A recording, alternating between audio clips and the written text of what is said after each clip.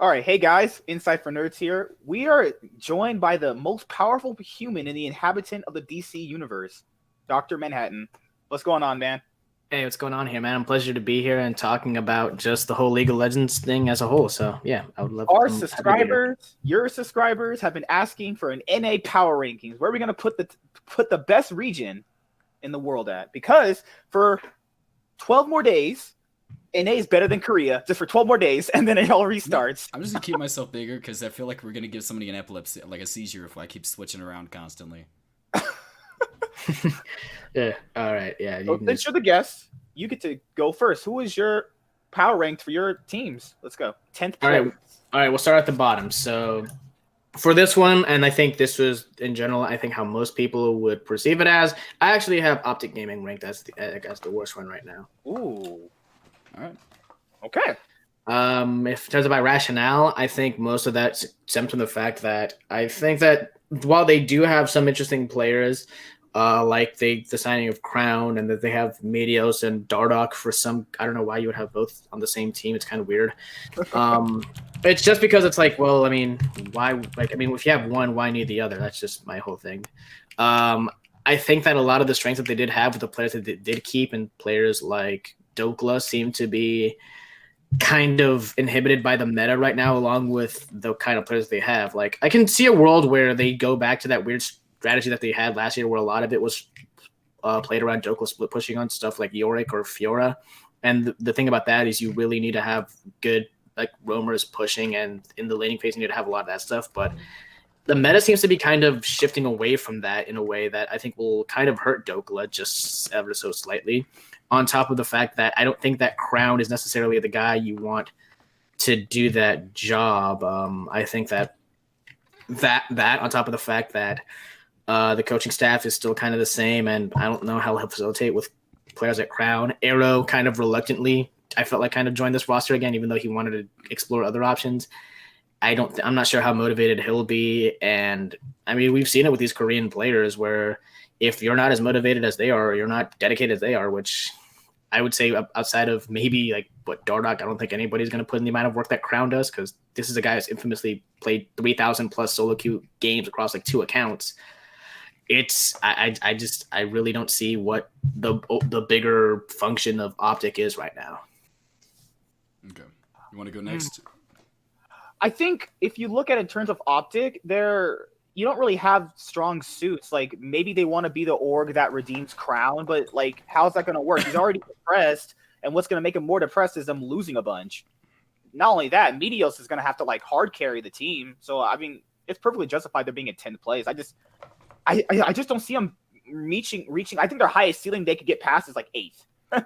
I mean, So yeah, I can see that. Honestly, they really don't have any stars, but for the most part, I feel like some of these bottom tier teams, they definitely have like some of these teams just don't have a shot caller, from my knowledge. Let me see.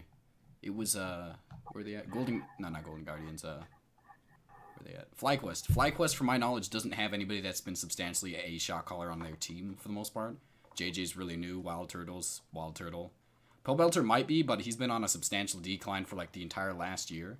I think that Santorin's probably the best person on this team for the most part. Viper, I really didn't watch too much of the academy, so I can't really put my input on that. For my knowledge, I know that he's really substantially improved his champion pool, so it's not just stuck on Riven anymore. But for the most part, we're gonna have to see where he comes from. I can't put too much emphasis on that. Santorin is probably gonna be the best player on this team, for my knowledge. JJ, again, I think he's a really talented up-and-coming support. I don't know if he's going to be top tier, but I think that he's not going to be a gigantic liability on this team. So it's all going to come down to how Viper comes into the league, and then how Pobelter actually, like, kind of facilitates this team. Because if he plays like last year, I don't see this team doing very well. Flyquest is another interesting team. I like how you put that. I actually have them 8th right now. Oh. I would say their biggest grace right now is the fact that they have actually half decent coaching with Cobb. He's had experience with teams like Dignitas. He was actually with Optic last year for a bit. The falling out of St. Vicious kind of was unfortunate, but I mean, it is what it is, and I understand that, but we're trying to get into. But in terms of their potential, I think that Turtle and JJ did have some sort of substance that you could work with. Granted, it's not necessarily the most outstanding in the league right now. I think that Viper is, again, going to be the big question mark as to how far this team can really go. And when you consider, again, I don't think it's the wrongest thing to say that Santorin is the best player on this team. I mean, he went from an infamously, like a very infamously journeyman player, and I feel like now he has more substance in terms of you can invest in him long term. He was one of the better junglers last split, and that was actually very impressive by him, considering he came in with not too many open arms. I think that's part of just the former TSM jungler stigma that he has, on top of the fact that he had no success prior to that. So that stacked with a couple of other things, I think that Flyquest has some substance. And again, Pobelter, it's a good culture fit for him, but again, he's not necessarily a mid laner that goes out and says, yeah, we have Pobelter. We're gonna like this is the guy you absolutely want to play around. He's always kind of in the background for the most part. So that's kind of what hinders them. On top of the fact that you have a pretty damn good class of mid laners coming in right now, and I don't think that Pobelter is going to necessarily be as impactful as you'd want him to be. All right, you want to go next, Mr. Swag King? Mr. NightWing, babe. What's your 10? I have 10th at FlyQuest. Now, it's really interesting that you look at on this new team now. I think Santorin is their brighter piece. I think that if you look at FlyQuest as what they were looking at in toward the picking up a mid laner, Keen wasn't all that impressive, but I don't think Keen was like that much more unimpressive than Pobelter was last year. I think Pobelter got outclassed internationally, but he really was getting more or less so outclassed here too. He was getting outclassed here. Viper, I mean, what are they trying to do? They're trying to do some whole Cloud9 licorice situation where he's gonna be their next star. I mean, even if that were true, how hard can licorice Viper carry is the thing. Then you have to go with Wild Turtle and JJ were substantially losing a lot, and a lot of FlyQuest wins last split came off of base races. And that's like extreme, one-sided decision making based off how teams are going to, obviously base race. But the fact that they took a lot of their wins off base races is like they were not trying to get past a certain team and fighting them. They knew they couldn't beat them, out macroing them or maneuvering around the map.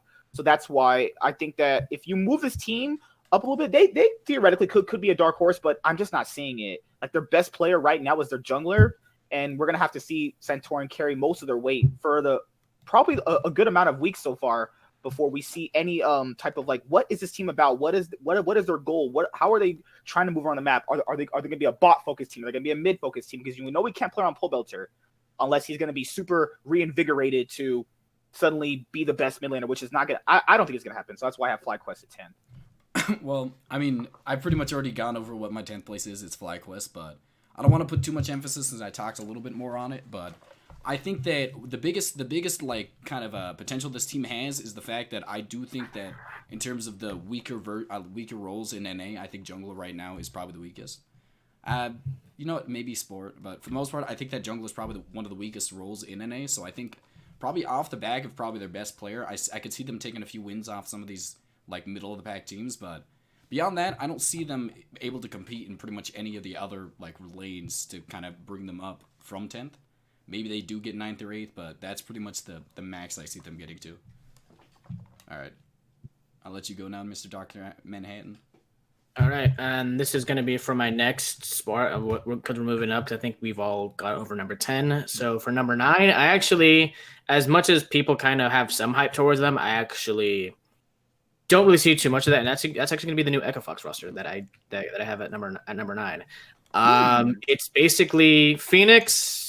Again, I think it's kind of weird that they went from kicking him out to basically just going back to him. And again, I can't see how a player like that is in a roster again and is in a good state of mind like that. Like unless they gave him some ridiculous contract that a player like him doesn't deserve, in my opinion. Because I think that right now, even when Echo Fox was doing very well last spring, it wasn't really at the hands of Phoenix. It was really a lot of the having a very strong top side.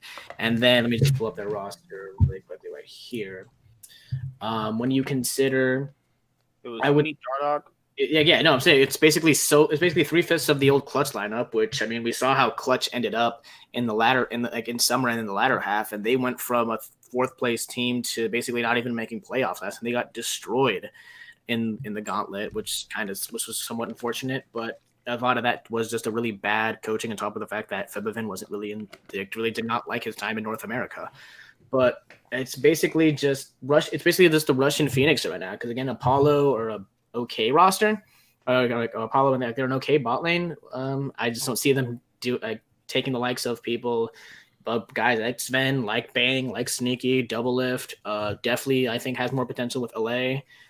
Piglet and Vulcan has pre-existing synergy, so I mean that like they could somewhat be a threat in the bot lane. But and while it's nice that you have Coach Song to facilitate with Phoenix and Rush, like is Song really going to be the guy that kind of puts the team over the edge? And again, with the fact that your top lane option is Solo and Lorla, when you have a world with Huni, Haunter, Broken Blade, Impact, Licorice, and Darshan, like, I mean, you're basically picking which way you want to die, like the most comfortably with when it comes to the top lane of Echo Fox. So I could definitely see Lorlo and Solo just basically being on gangplank duty. Here, don't die, but hey, gangplank's super hard, man. That's like the carry player. I don't know about that. No, like you're talking about they're gonna be put on like Maokai duty for the most part. Like that's where like they're gonna put like you're not gonna have Solo or Lorlo carry you. Like again, the only carry potential I see is literally Rush.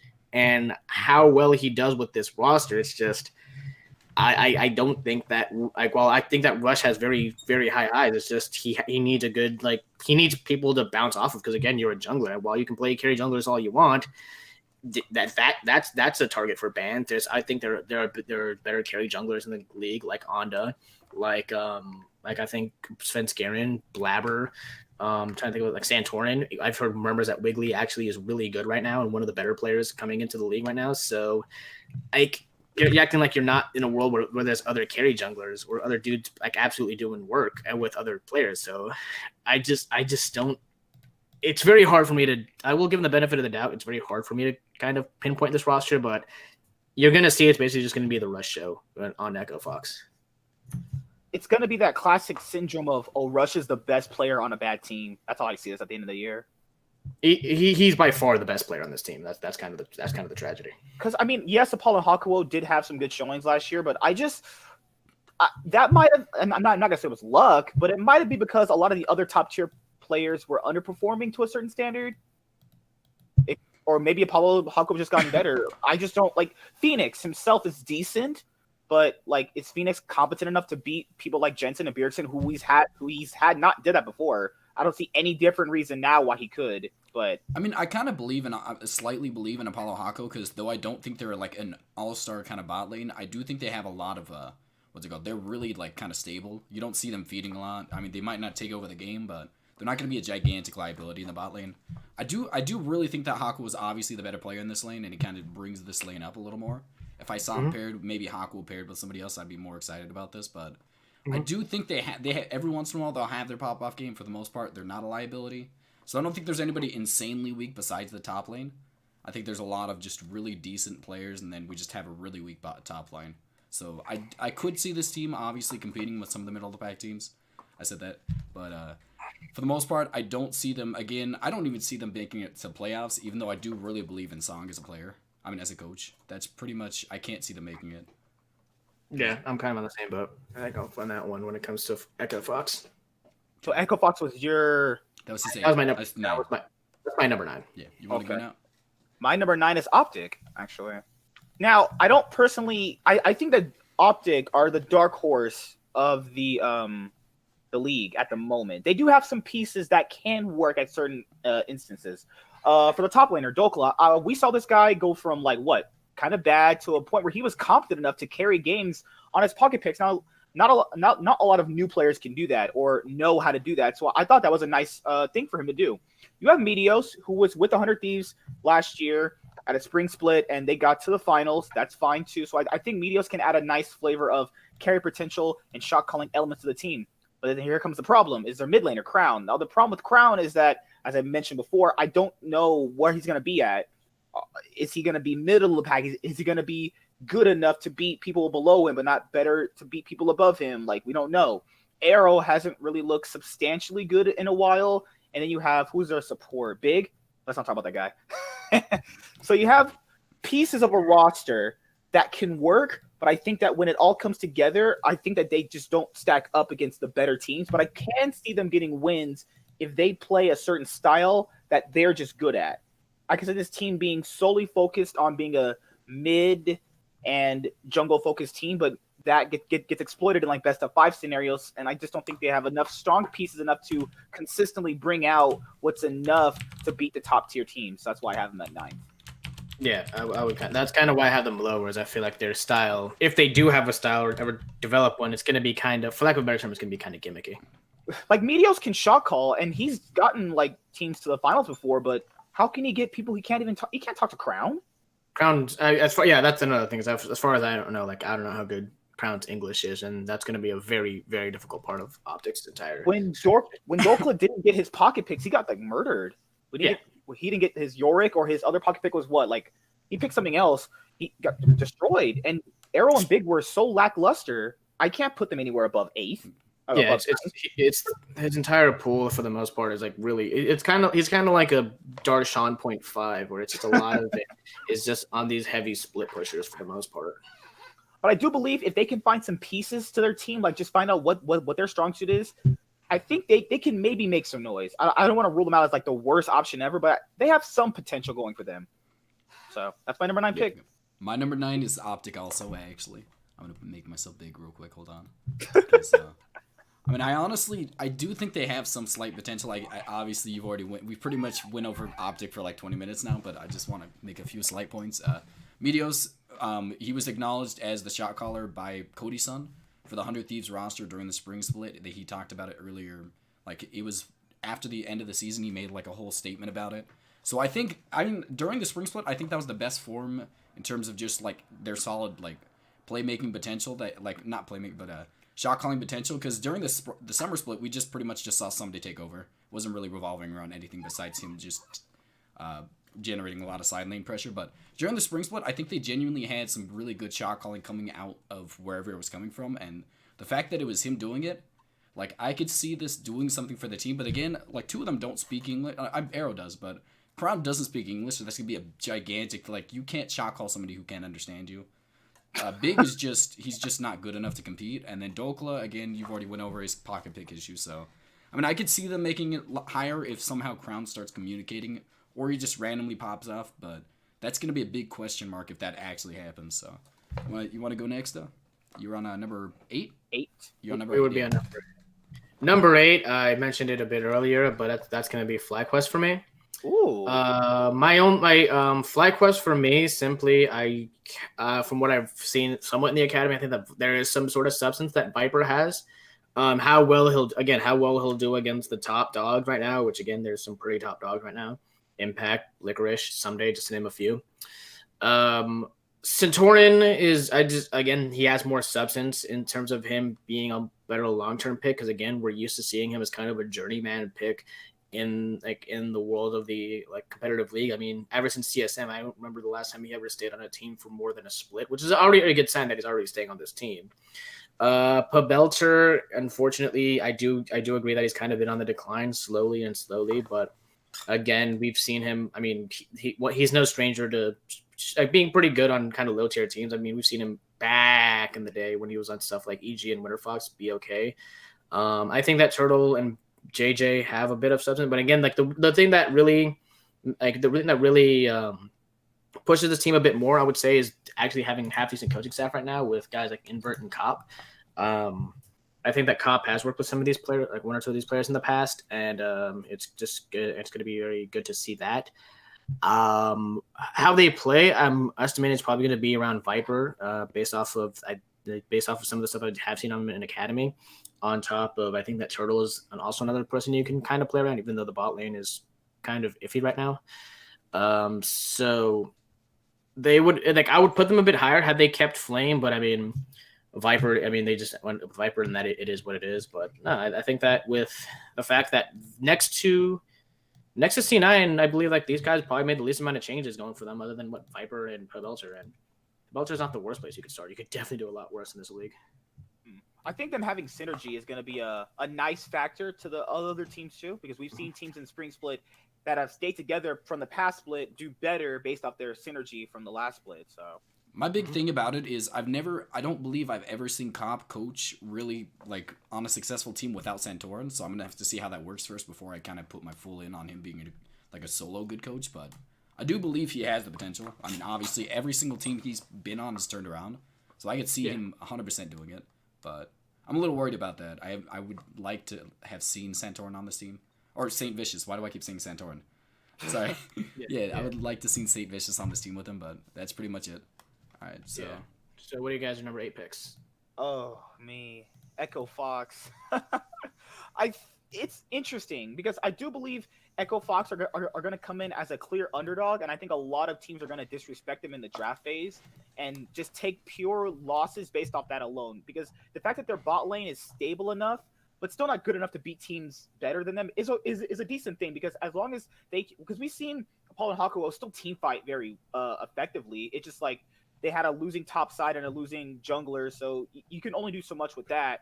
But you have Rush now, who can make some noise happen in the early game. He's been known to be super aggressive, go on your jungle, invade, ward, deep ward for vision control and stuff like that. You also have Phoenix. I think he's competent enough to hold his own, but the part that's holding them down is a top laner. Is Lorlo or Solo? It doesn't matter who they play.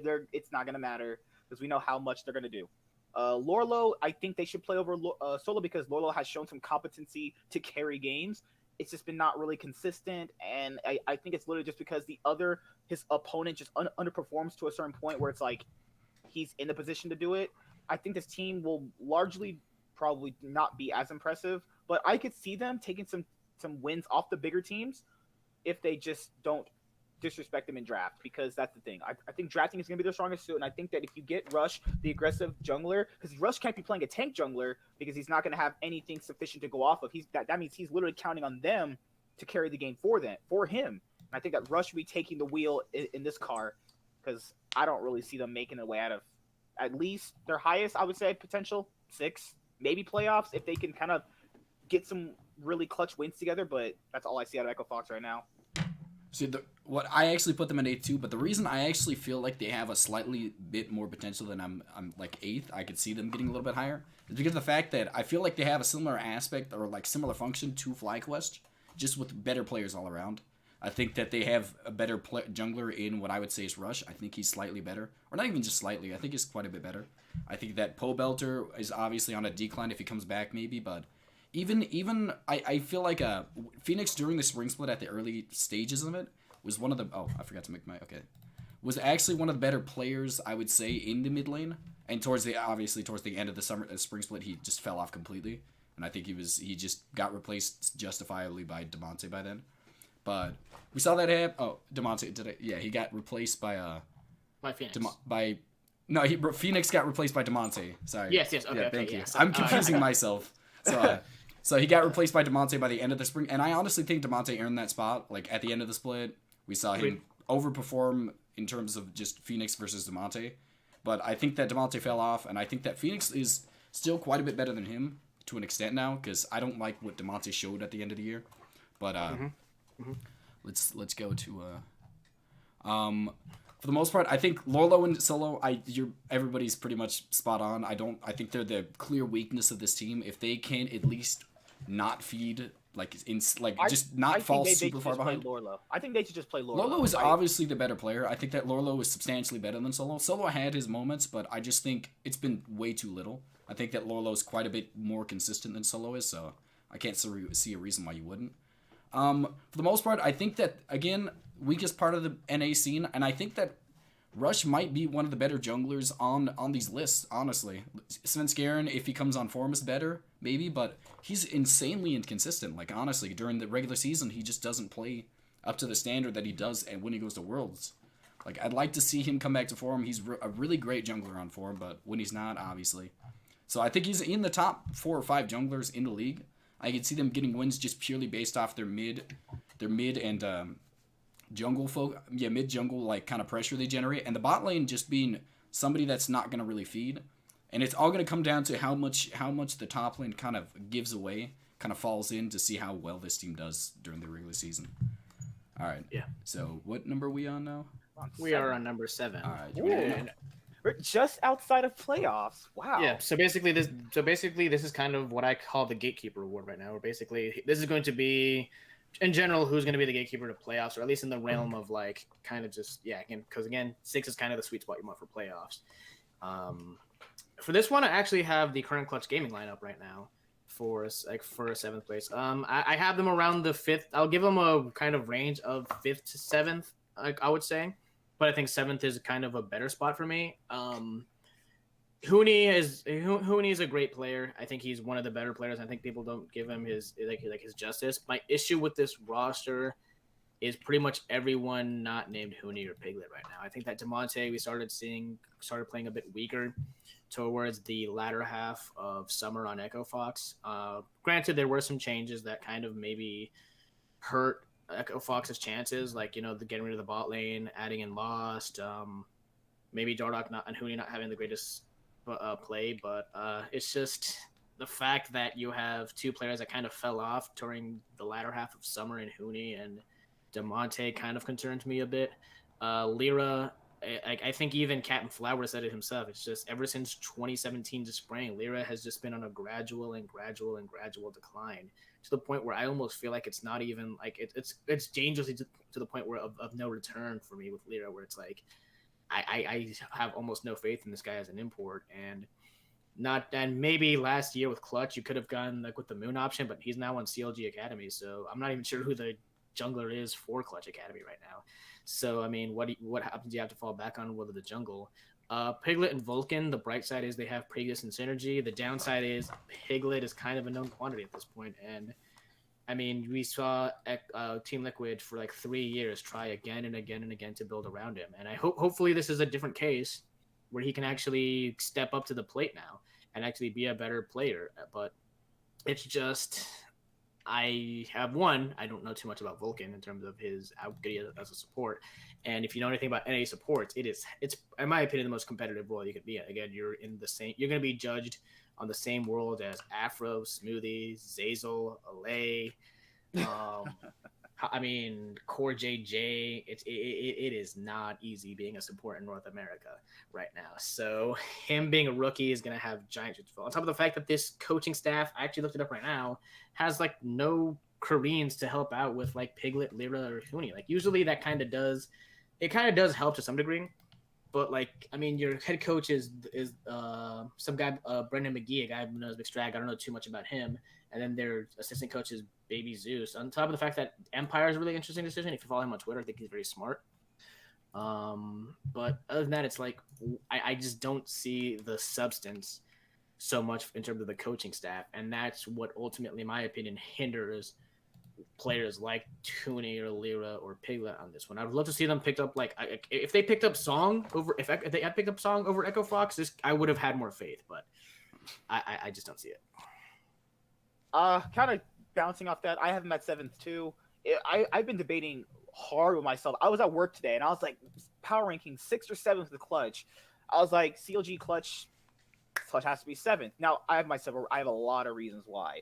Okay, so you factor Hooney's had arguably maybe 2 bad splits. The summer of SKT of that split, he was doing kind of bad, and because people have to remember he was getting switched out constantly with Ontara up until the point of the finals where he did that little Gnar outplay, and everyone's like, "Oh my gosh, he's back!" And then they played him for Worlds. Then you come to this split, the one we just had in the summer. It's weird. 2 summer splits in a row, he's underperformed. He's underperformed, but I think he's fine. I think people really overrate the Hooney underperformance because he's looked pretty okay. He was pretty much the reason why Echo Fox were competitive all year, beside Dardock. Lyra, one can say he's been on a decline or he's been not that good. It kind of goes hand in hand. That can be a thing too. Maybe it was just because we know he had issues with Febivin, so maybe now he has a different mid laner. Maybe he can build some synergy with that. But I'll say he's definitely as bad as Rainover, probably. Not even gonna lie there. He's been playing bad for a while. I'm not gonna. Sorry, buddy. Sorry, Lyra, if you watch this video ever on YouTube. I would classify him. He's played almost just as bad as Onda. I think Onda was slightly better than both of them, to be honest. I was actually about to say Onda, and after the World Championship, it's Onda's on a positive turn right now. And I'd have to agree. His World Championship performance was absolutely just incredible. They used the second best player on the team. Yeah, I agree. And now you have Lyra coming in. Like the junglers have gotten a little bit better. I think he's been kind of figured out as a player. If he's not on an aggressive picks, tanks aren't his thing. So tanks do come back in the meta. He's already at a deficit. DeMonte, I mean, me and James did a power rank. We went a power rank like 10th. I don't think he's terrible by any means. I think he can surprise some people, but he doesn't really offer much. What does he offer that's not anything better than what everybody else does? And if people don't remember that guy visibly tilted on stage in their first quarterfinals against TSM, he just gave up after a bit. Like, I don't know. I just don't really see him working out too well. I can see him definitely getting switched out if he doesn't perform. And their bot lane is Piglet and Vulcan. Piglet's fine to a certain degree. Last time I saw Piglet, he played against 100 Thieves for the 2 games. The last series he played was the Flyquest Academy series, where he looked better than everybody by a certain standard, by what his opponents were doing and stuff like that. But I mean, that's Academy final, so you really can't translate that to much. People have to remember the last time he actually played, he could not function well on utility ADCs. I was like, are you kidding me? Like, but he has gotten better from what I've seen, so that's okay. But Vulcan might drag him down. If Vulcan can't compete with the best supports, that's going to be a detriment to the team. Because you factor in, supports dictate a lot about how the early laning phase goes. If he face checks too much and dies too much, that gives a deficit. If he tries to roam and not get a gank off successfully, that becomes a deficit if he dies. I think that they're not going to really have a clear defined style. It's just going to be probably just a play aggressive, and if you don't win past 20 minutes, you're probably going to lose. So that's why I have him at just outside of playoffs. But I could definitely see them in playoffs based off some of the players working out. All right. Now, I'm going to get the most slack out of my power ranking on this one, because this one kind of sucks. A lot of people rate them pretty decently high, but I'm going to actually put number 7 at CLG for me. I really, I know a lot of people like them, and I kind of do have some kind of hopes, and I would prefer to be proven wrong. I really do like Weldon. I don't know if I like his playstyle as a coach, more so as I like the way he kind of transforms the team's mental, their mental, what's it called? The way they think, because the fact is he kind of breaks down these barriers of he's a therapist from my knowledge, right? He's a sports psychologist. He's a sports psychologist, and I really think that had a really good reason. It's one of the big reasons as to why I think TSM in 2016 was such a good team. I think he was probably one of the bigger reasons. But for the most part, I would say that I can put a clear defined weakness on Darshan. I think Darshan he has his standout moments. He does. Power ranked at 10th. I had him at 9th. He's the worst. I think I put him at 9th, actually. I think Darshan has genuinely not been anywhere close to decent since probably their MSI appearance. I think ever since that exact moment, I have not seen him perform to anything I would consider to standard. I mean, maybe he does have the ability to, but I haven't seen it. It's just impossible for me to rate him any higher than 9th or 8th. Because of the fact that he's just been playing poorly. I can't go back on just based off his legacy. It'd just be unfair to most of the people. And I do think that 6A and Biofrost are just an incredible bot lane. I think they're one of the up and coming just duos in the bot lane. I think they have the potential to be one of the better bot lanes in the league. They're both pretty decently veteran, I guess. But for the most part, I think they kind of had to get synergized with each other. They didn't have the leading hand they kind of had when they first came into the league. But for the most part, I think that the big question mark I put on this team is going to be who's the decisive shot caller on this team.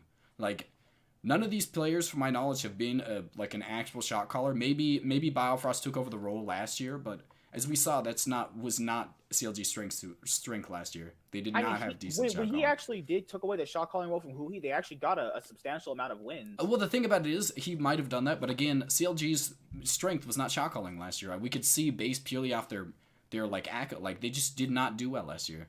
I'd like to say it was based off their players, but it wasn't just underperformances.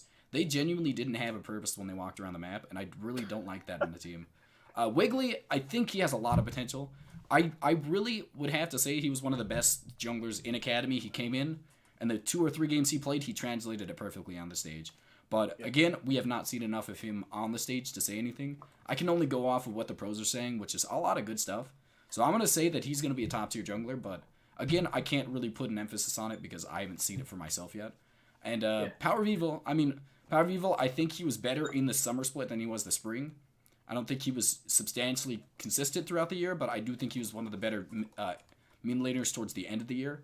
And I really think he's going to be a strong suit, and a reason as to why I'm going to be proven wrong about this team is going to be because of him.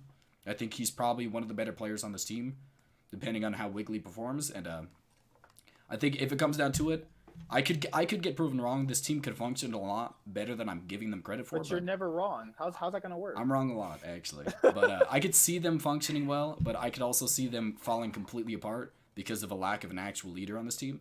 So I don't really like Power of Evil as probably what I'm going to assume is going to be the shot caller. Like, I don't think that's one of his good qualities, but I think he's going to take over the role. Here's what I'll say about CLG. I think I said this last year when I was talking to all my friends and even you and when I was commenting on his channel. CLG only really did well. You gotta factor because of Afromu, who stayed on the team as long as they did. Afromu did. Afromu got them their championships with, obviously help from their teammates. But once Afromu left, what happened? They collapsed. No playoffs. They were bottom of the standings, and I think that they functioned too long on having a shot calling support. And I think if you want to go back to and have success on that, you need to go back to that. I mean, go back to what you were strongest at. If you need a shot calling support to get you some championships, why not go back to doing it again? Because doing it the other way is clearly not working. It didn't work for, well, let's see, it's 18 games in both splits, right? That's 36 games. They won like 11 total altogether. They were doing terrible. Like, it was bad. Once Afromu left, the whole team collapsed. That's why I did not have them in doing anything last year, because I feel like their biggest piece left.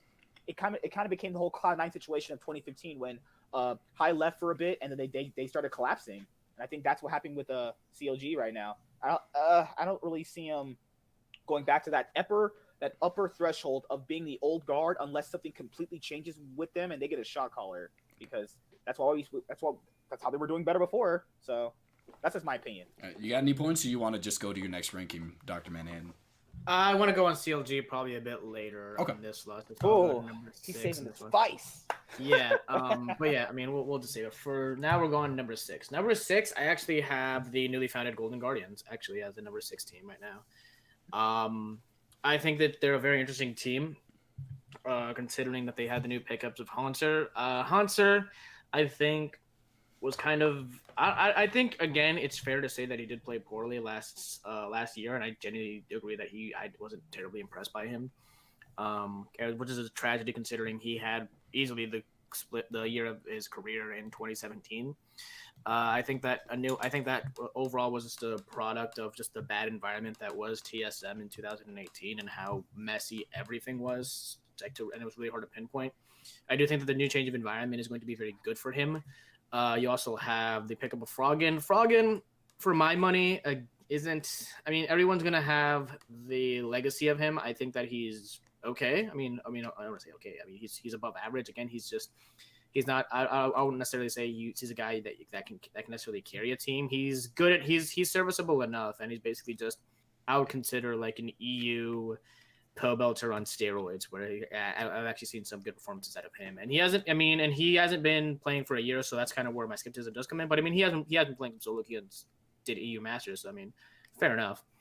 I think that the addition of Olay will be really good for Deathly, because I think that Deathly had some sort of potential. It's just the fact of the matter is he just didn't really have the greatest support, and I think that Olay, while I think was somewhat fairly criticized for his run at Worlds with Doublelift. I think that he just needs.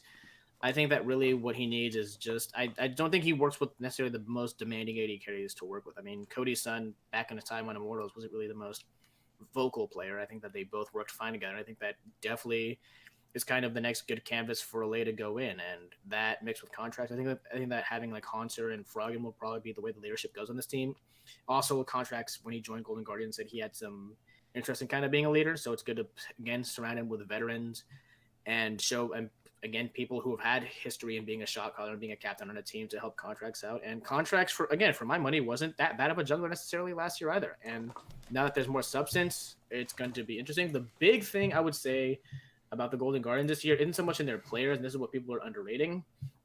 It is going to be the coaching staff and the overall general staff of the team, because you have Nero, the coach on Echo Fox during their time during spring in 2018, on top of the fact that they have Danon, who has been on the general manager from Cloud9 for many years. I mean, this is a guy who again has been on Cloud9 he's been on Cloud9 for a while. I don't think I have to even tell you how great the staff is on Cloud9 for the most part. I think that with the addition of Danon, along with another one of their assistant general managers, Jonathan. And I would say that's the crown jewel of what Golden Guardians has going for them right now, and that's kind of why I have them ranked at a bit for number 6. I like Golden Guardians. I feel like if you talk about in terms of just the off season, Golden Guardians made what is substantially the best, I mean, quote unquote, best upgrades. I mean, from the worst team in the league to playoff potential. I mean, I would say so. But you want to go next? Me? That is you. I mean, whoever wins this bet of power rankings has to buy someone food. He doesn't even live next to us. He sent us food in the mail. Okay, no. You want to go? I'm not doing that. You're not gonna send us chips? No. Dang it! I thought you had superpowers. My powers are that limited, man. Oh. Number 6. Number 6, I have CLG. Now, people are gonna be like, "Well, God, you're a god tier prediction. How is CLG getting in playoffs this split?" Well, it's interesting. I feel like Power of Evil's 1v9 style on Optic only didn't work out because there were just no strong suits around the map. You pair that in with competent players like Wiggly, who I saw through. I've been watching Wiggly for a while throughout Cloud9 Academy. Throughout the time he was on stage, he was actually a pretty decent, solid player. I felt like that's just the kind of player CLG's needed for a while, and I think he'll pair up well with that. Where Wiggly's like, I can play through Power of Evil because he's actually a pretty good player and he knows how to extend his lead. You have 6A and Biofrost who were actually coming into their own toward like pretty much the whole year. They were actually getting better. They actually got better in terms of they wanted to know how they wanted to play the lane. And I felt like when Biofrost got his chance to when Biofrost himself got his chance to roam quite a bit, he did a lot well for the team itself. Now the weakest point I do want to point out is Darshan. I think if Darshan and Wiggly can come to some sort of synergy and be a decent top side duo, they can make some noise. I think that they have generally strong players, literally aside from Darshan, and I think that they're going to be more based off shot calling and synergy than a lot of the other teams are going to be based around this year. And I brought Biofrost to say they wanted to do better this year, and I think that they've learned substantially what they needed to improve on, and I think that with the addition of Weldon, it's going to be a lot better for them. Because you factor in Power of Evil can go toe-to-toe with Jensen and Bjergsen, so that's a really nice addition to them. So that's why I have him power ranked at 6. I know you guys are probably like, oh my gosh, he's amazing. CLG 6? No? I'm probably not going to do that. Oh, god dang, you guys suck. Yeah. So I've already given my 6th pick for that. Yeah, it's pretty much my turn. I actually put Golden Guardians at number 6 also. I think that a pretty large amount of the reason as to why I think they might not be in the top 8, like a lot of people are putting them at 4th to 5th. I've seen that. And I don't. Oh, gross. No, it's not it's understandable to an extent. But, like, I feel like a lot of people are putting a little too much emphasis on Froggen is the biggest reason. Like, maybe he is a lot better than I'm giving him credit for, but I haven't seen him play for an entire year now. It's been one entire year, and I really don't know how much, like, credit I can give at this point to him because I don't know how good he is at, like, from the time he's been kind of stepping out of the scene. And another thing is, I mean, Contracts, although I do think it was a big playstyle clashing as to why he did so poorly last year. Like, I think that, obviously, during his Cloud9 days, I think he was one of the better junglers in the league, but his last year, I think it was a pretty large step down in terms of his performance, but he needed a guiding hand, and I still don't think he has it on this team, to be honest. I think they do have a lot of good players on this team, but I feel like maybe Froggen's going to take over the role of shot calling. I mean, I don't really like that.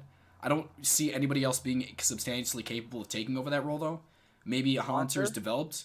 Like, I was thinking that maybe Haunter's kind of developed. Haunter is probably the one you want to go towards. He has experience for the most part. Yeah, he does, but it's dependent on whether or not Froggen accepts being the secondary shot caller, just like a Bjergsen's inability to accept it on TSM. I think that's kind of the play style of a superstar. Maybe it does happen. I'd like to see Haunter take over the role, but for the most part, I think that whether or not this team comes into form is going to be dependent on whether, like, who is the solidified leader of this team. I think that Contracts is not going to function well on a team without one.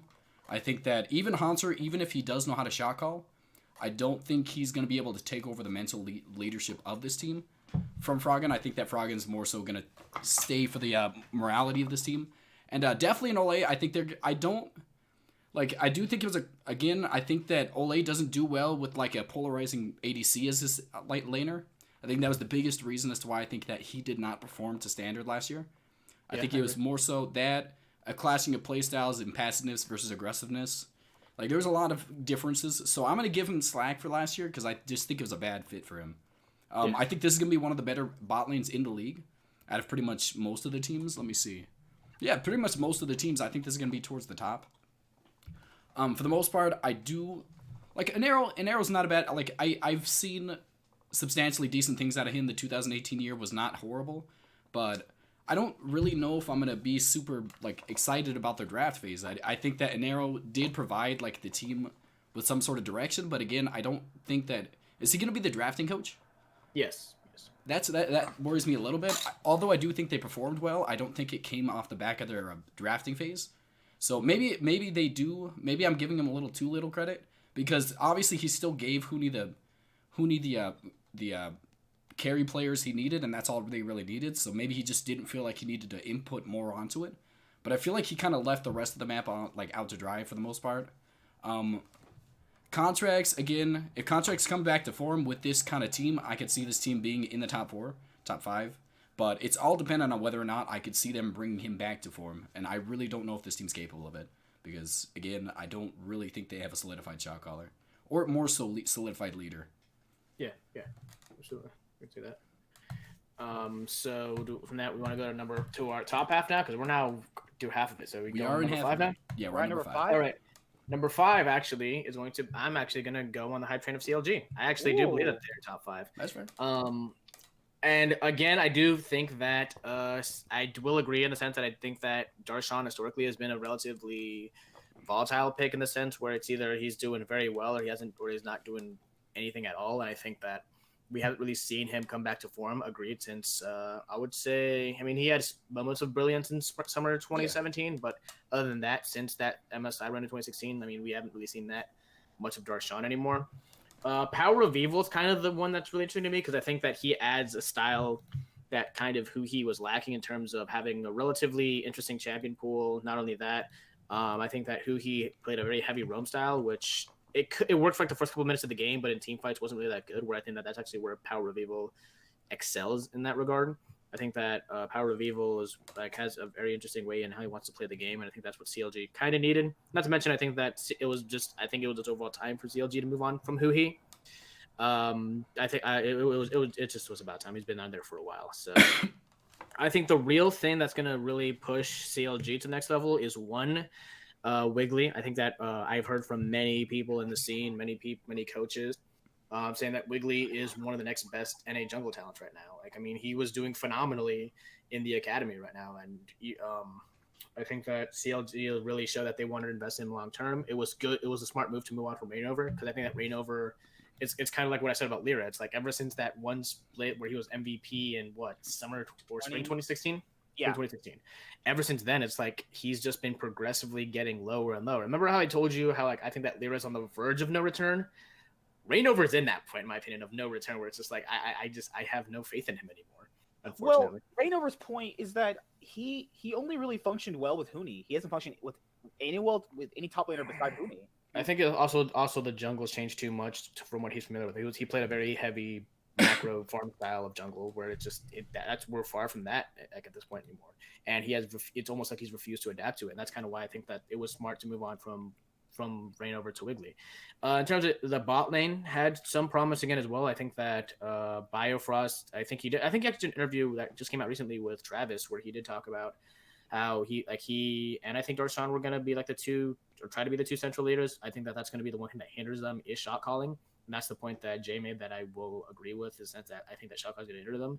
In terms of coaching, Weldon, while he's going to be the head coach, they're implementing more of a traditional Korean style where, you have the head coach as kind of a general manager in a sense, but their strategic coach is the one that's actually going to be their ace in the hole, which is actually, if you guys are familiar with Irene, he's a Korean player. He actually worked with Supermassive last year where they won 2 titles up in the Turkish leagues. And he's previously worked, I believe, with Vitality back when they had Hachani and Cabo and Joko. I think that's who they had. And I'm just looking up Irene's entire thing. I have it right here. Yeah. He's worked in the past with Vitality, some other Japanese teams, and Supermassive was one of the ones where he had a lot of success on. And clearly we see from that he has some sort of idea on how to draft and how to work with players. So while Weldon is going to be the more general manager in the sense, kind of just how you'll see a lot of Korean teams do that for the most part. Irene's going to be the more strategic coach. And again, I've heard very, very good things about him in terms of coaching within the scene of just some Korean players who are familiar with him. And based on kind of his resume, where it's not like he's just some unknown guy. He actually has experience with coaching top teams and like kind of being like an analyst. All right, so I don't think the issue with CLG is that what do they come along to? come along to? I don't know what that term means. Explain. What do they eventually come into? Like, what type of style could you see this team play? Because I see this team basically trying to mimic what other people do, except doing it worse.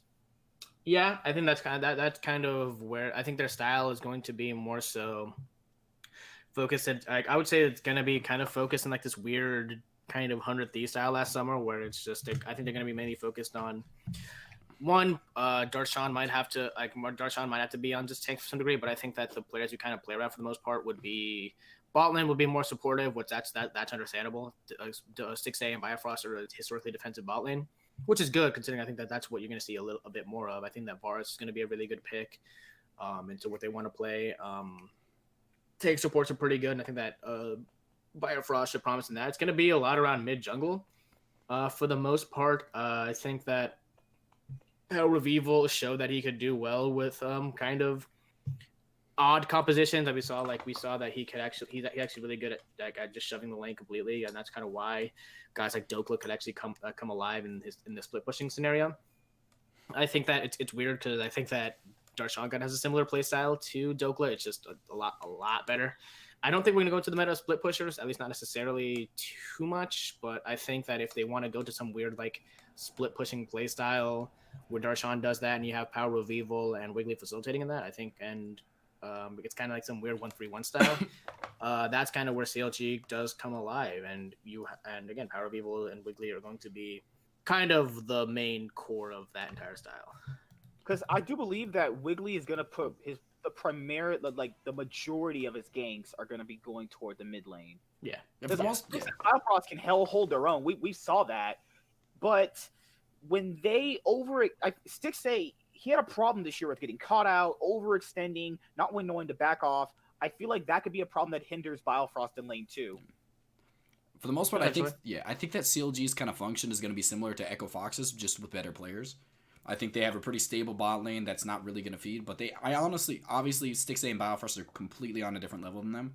I think that Power of Evil is going to be that aggressive mid laner they're going to have to like kind of trying to facilitate. And Power of Evil's again quite a bit better than Phoenix. Wiggly is again, I don't want to say he's too much better than Rush because I don't know yet. Obviously he did extremely well in the academy in the 2 or 3 games he played in the NA scene, but for the most part, there's not much to go off of for me. So I want to see him get a little more games in, but I do think he's going to take towards the upper echelon of the NA scene. And then Darshan, again, another weak top laner similar to Echo Fox that I think they're going to have to try and see if they can keep him from being too much of a liability.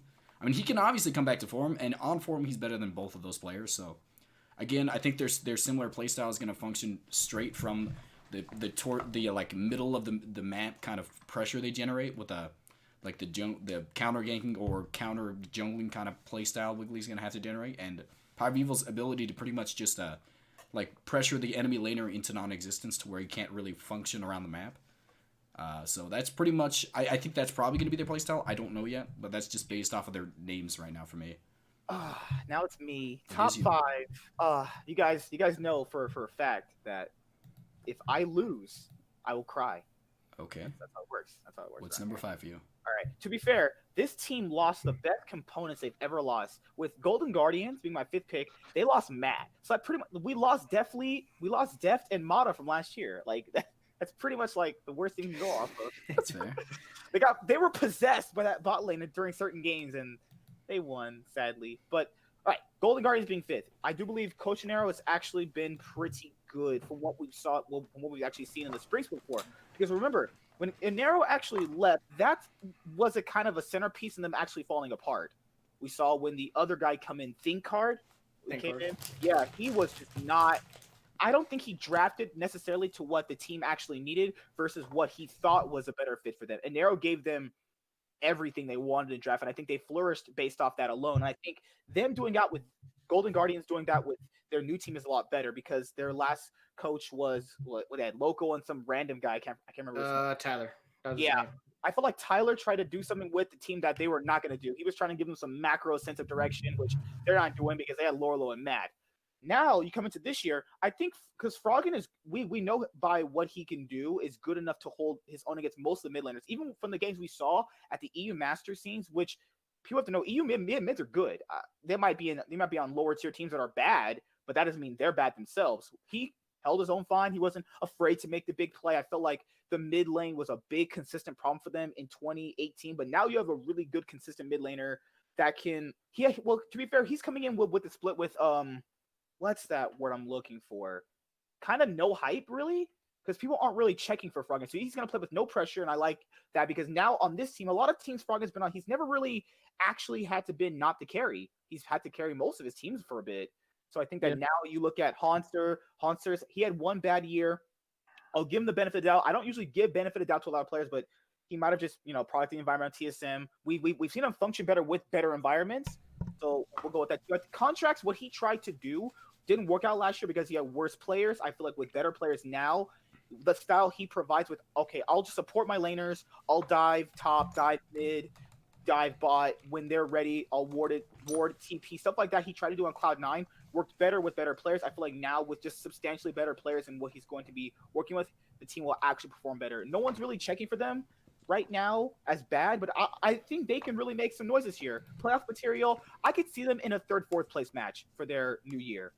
Right. And just the 3rd, 4th place match. I don't see them as Rift Rivals material, but I definitely see them as like 3rd, 4th place material. I have to agree with your Hanser thing. I think the biggest thing that I saw with TSM last year is pretty much everybody underperformed. Like they still placed pretty high, but there was a lot of superstars on this team. They managed to somehow pretty much make everybody underperform. I think there's more so a function of the team environment than anything as to why I think that Hanser did so poorly. Well, there was a video that came, like Bjergsen said in the HTC eSport video, that Mithy had to basically teach Mike Young how to competitively jungle. So that's going to cause a problem too. So like now they had that jungler who didn't know what to do. So like, how do you teach a pro how to jungle? What? No, that was a big point. I even heard that as well. Was it Mithy saying it? No, Mithy actually even confirmed it. Even before that video came out, if you guys watched that Thorn and Loco versus Worlds, I did. With the TSM episode with Monte Cristo, he even confirmed that. Like, basically Mithy had to learn jungle to teach Mike Young how to juggle, and they're just like, oh my god, like that's the most unideal situation that you have. I was unaware of that, to be honest. How's that even functioning? Like you get Mike Young, you're like, you're a team owner, you want to get a competitive jungler. Hey, Dr. Man, you know how to jungle? Yeah, I've been on many teams. Support. I have to teach him how to competitively jungle? Yeah, it's just what? The environment as a whole with TSM wasn't there, and like that's kind of why I do have some faith in Hanser in terms of holding up in the top lane. It's just the entire coach getting, again, as I think even this is the quote that Thorn had, you literally hired a team with no Koreans and you hired the most Korean guy possible. That's actually, that's true. Like Song, even like I think Loco was talking about all the Korean coaches in NA, like in terms of like how Confucian they are, in terms of how like traditionally Korean they are, and he said Song is like the most like strict. This is how we do it. No nonsense. Kind of like the way you'll see like guys like Koma or like Nofei do it in Korea. Like that's just who they are. And I think that culturally it was just a mismatch for them. Like he would have been a good analyst, and that's kind of why he stepped down for a bit. And they had Lustboy and Parth do it. I think that he's a good analyst. I think Parth is a good like general manager in terms of how to like handle the team situation. But what they need for the most part is more of a commanding coach, like somebody who can get the players all on board. And Song, culturally speaking, just did not fit that. Like it just, and that's kind of why I do have. I think that to criticize Hanser last year for it is kind of unfair. He was just a product of just a bad environment. I also felt like when it got to Grig really didn't provide much anything better either. I mean, aside from a few things, he did gank for him more often, but I think that Hanser fared better with aggressive junglers that could play towards his style. Like Contract's style with Impact was fine. It's just like Impact couldn't really play carry top laners.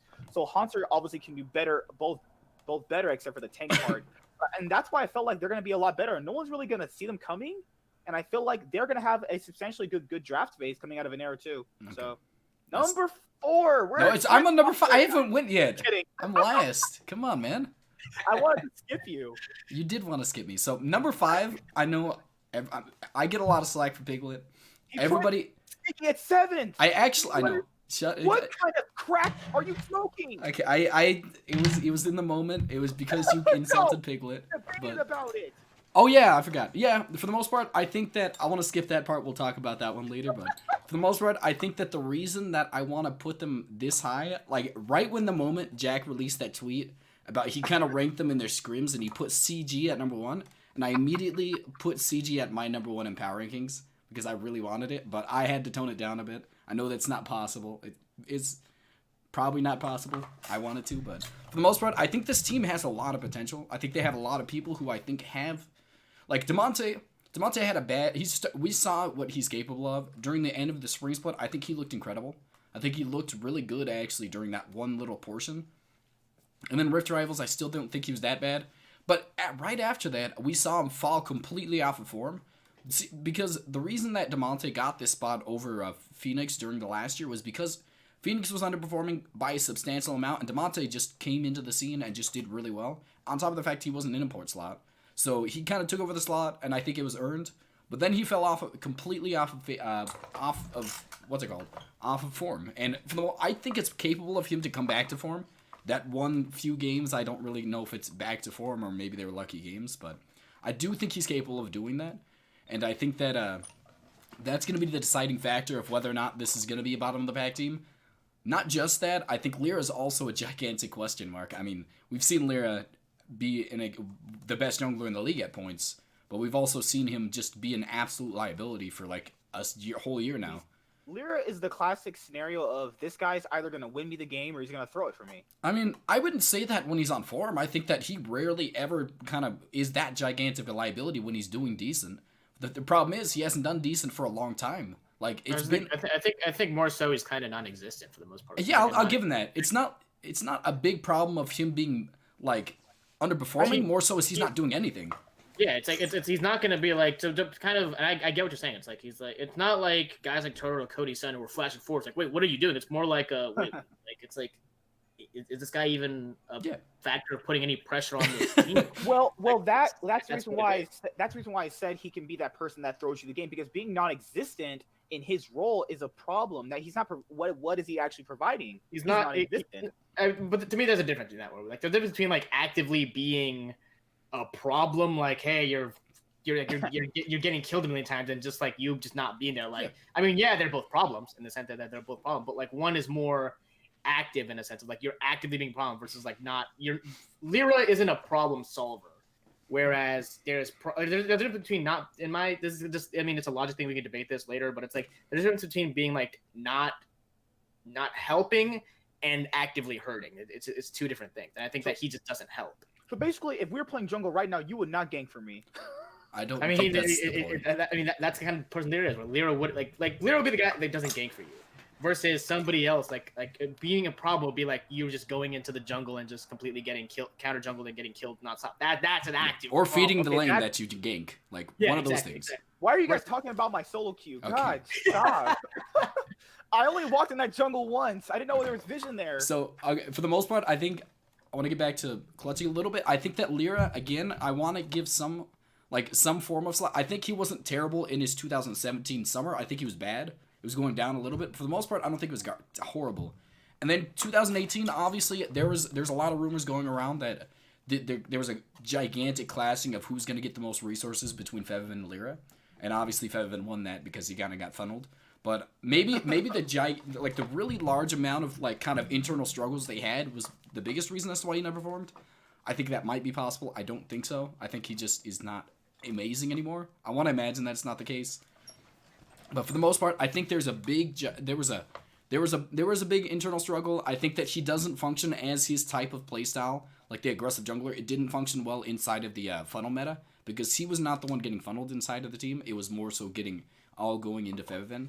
So I think he might come back to the changes. He's been open about the changes to the jungle, how it's actually affected the way he actually wants to play the game. Yeah, I could see that being a big reason because it was counterintuitive to his playstyle if he's not the one getting funneled. Like I agree with that. I think it could be possible. And then Huni, I mean, a lot of people already know Huni really has his off day times. Like even on SKT, he had this moment where he was not amazing.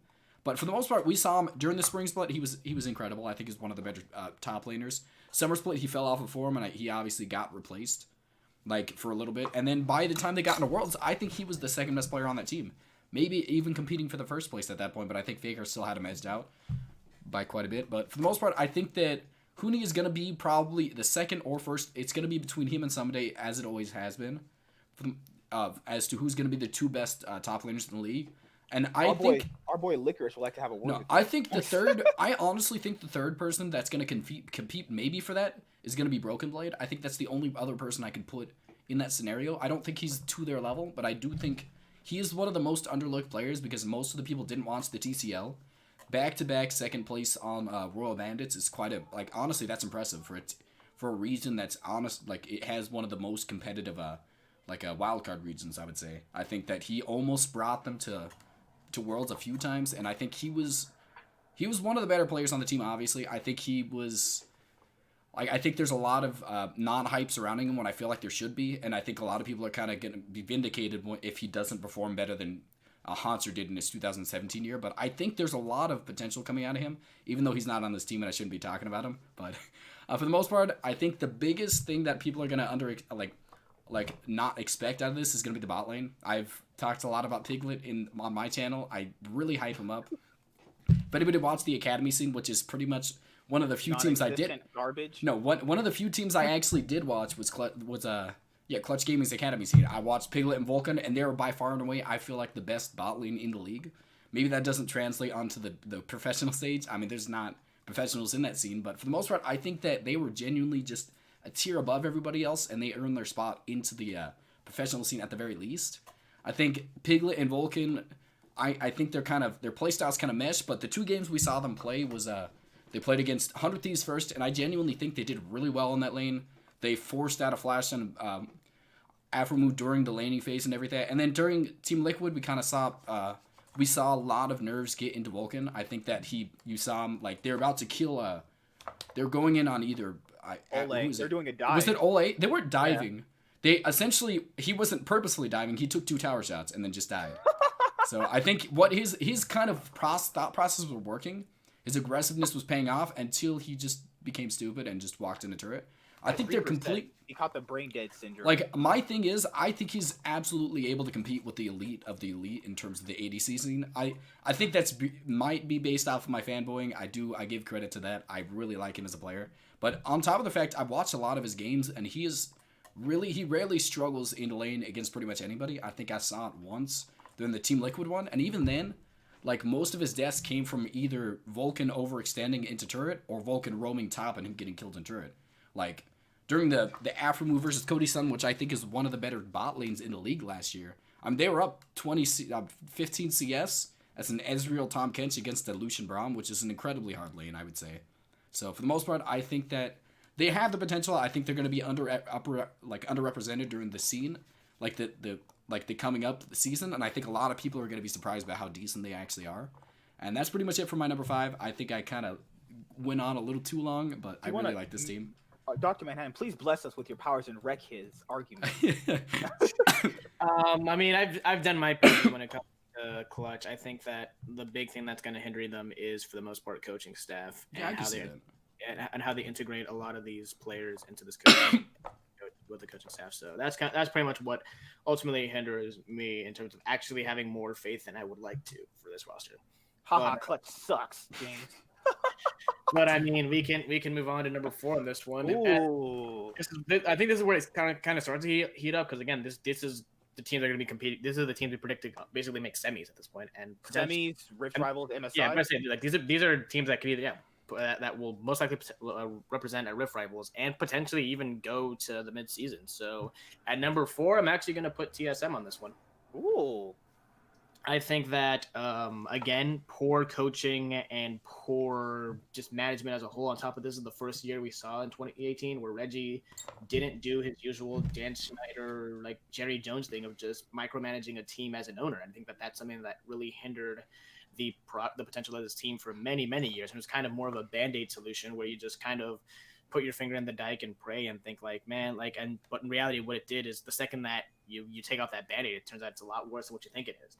So I think that Reggie stepping away from the team and letting the coaches coach, it hurt at first for TSM, and we saw that, and that's kind of what happened with 2018. But Now the question is, how do you rebuild? And they're doing it with. I think they had a few more coaches. They had Zix into the mix right now. Six and I'm pulling it up on the side right now. They pulled up. They have Zix currently as a head coach. Les Boy is still kind of the same. Parth is a general manager. I say that's the role you want him for. I didn't think he was necessarily head coach quality. I mean, he took the job literally because no one else would around the time when they kicked off 2016.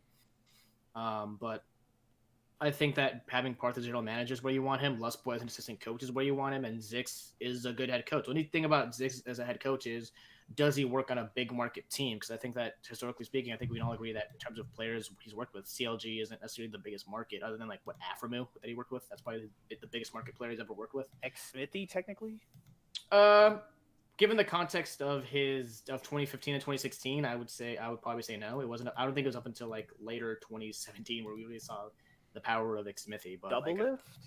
Oh yeah, double lift in 2015 LCLG, fair. Mm-hmm. But like, how does he work with bigger market players? Again, you're talking about Sven, one of historically the best AD carries in Europe, and trying to make a name for himself in NA. Bjergsen, without a doubt, one of the most name brand players in North America. Period. I think the situation with Greg and Acadian is going to be kind of weird. It's just the fact that Acadian's coming to the mix. I haven't had terribly much faith in Acadian, personally speaking, but again, it could be just him being a product of really bad coaching and bad teams. So that's kind of where I'll give him the benefit. Broken Blade, I think that a lot of the hype that I've been seeing is justified. Royal Bandits, like I think TCL as a whole has been a home for pretty decent players, both like in terms, like for some reason there's like a huge influx of Koreans going there. We saw Wolf now going over there from SK Telecom. But I mean, historically speaking, the amount of top Korean players you've seen go to the TCL. I mean, Coco, Frozen, Move, Snowflower. So the TCL isn't like the worst pool of players to pull from, and I think that Broken Blade, that like mixed with the fact that he has good players or good coaching behind him, has potential in the top lane right now. How he'll do against the likes of guys like Someday, like Huni, Licorice is another good one, is going to be like the real question. And I think that adding Smoothie was one of the picks that I was begging TSM, just like, look, if you guys don't sign Smoothie, like, what are you even taking it seriously anymore? And I think that adding a voice like Smoothie, knowing like the kind of work that he did on Cloud9 and him being historically one of the better players, even Bjergsen for many years praising him as one of the better players in the league, I think that it was a really good move to sign Smoothie. I think it'll take them. I think it'll take a bit for them to unlock their true potential in early spring, considering you're changing 3/5 of your old lineup technically without with the grid change. But it's a team that has a bit more pieces than they expect, and I think as time goes on, we'll really truly see the potential of this team unlocked. I'll bounce off that. I have TSM at 4th too. Now, there's several reasons why they're at 4th. I think the players that they have are just substantially better than what else is actually below them. But I think that the reason why I put them at 4th is because we can't really give Broken Blade credit for just solely the TCL alone. I think when you look at what they're trying to do with him, as maybe he's trying to be like the next upcoming talent, with like the next being a Licorice or being a big name house top laner, we don't know if it's actually going to translate. For all we know, he could have just played against players in the TCL who were just straight up inting. That's an issue, and we don't know how the culture will be for him over here in North America either. He could just leave after a split and go back to Royal Bandits. We don't know that. I think if you look at toward Acadian and Grig, even if Grig didn't have his wrist issues, which is the reason why they had their little thing about something out, I think if Acadian plays anywhere back to his 2017 form on Echo Fox, like in the spring part where he was playing Kha'Zix and Rengar really well, I think he'll just take the spot over.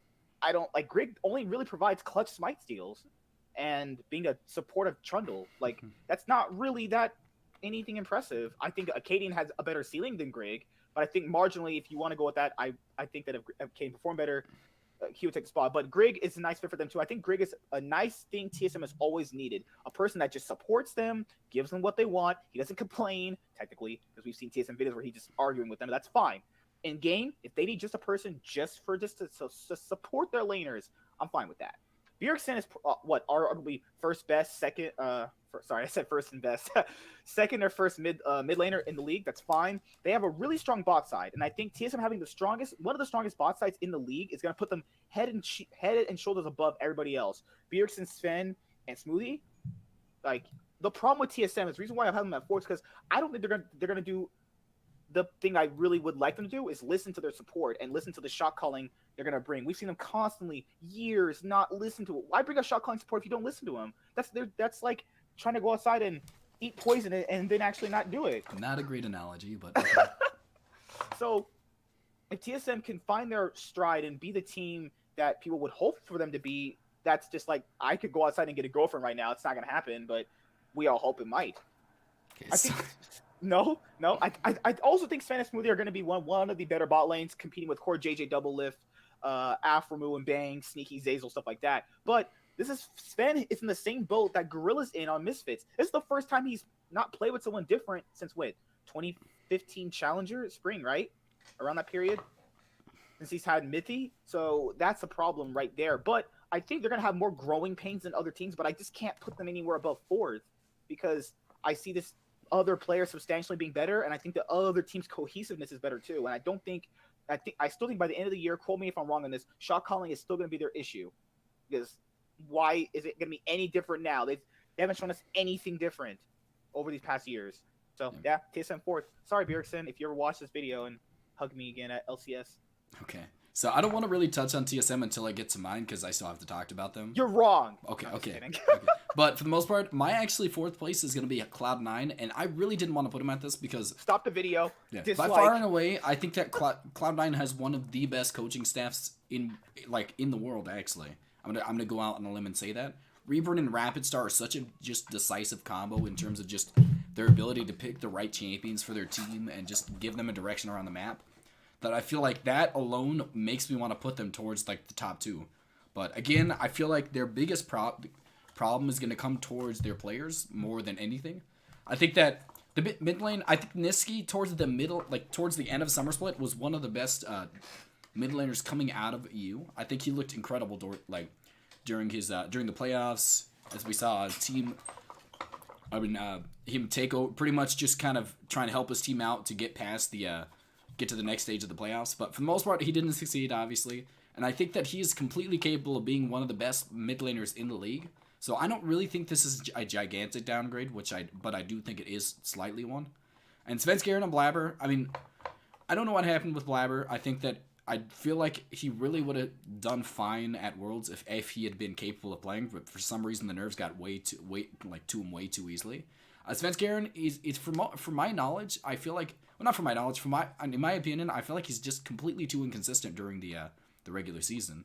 Like, I feel like he's just like, you have him either completely pop off or you have him just underperform, and it's just been a consistent thing since he's came to NA for the most part. I think that he's had a lot of times where he's the best jungler in the league, a lot of times where he's just the middle of the pack.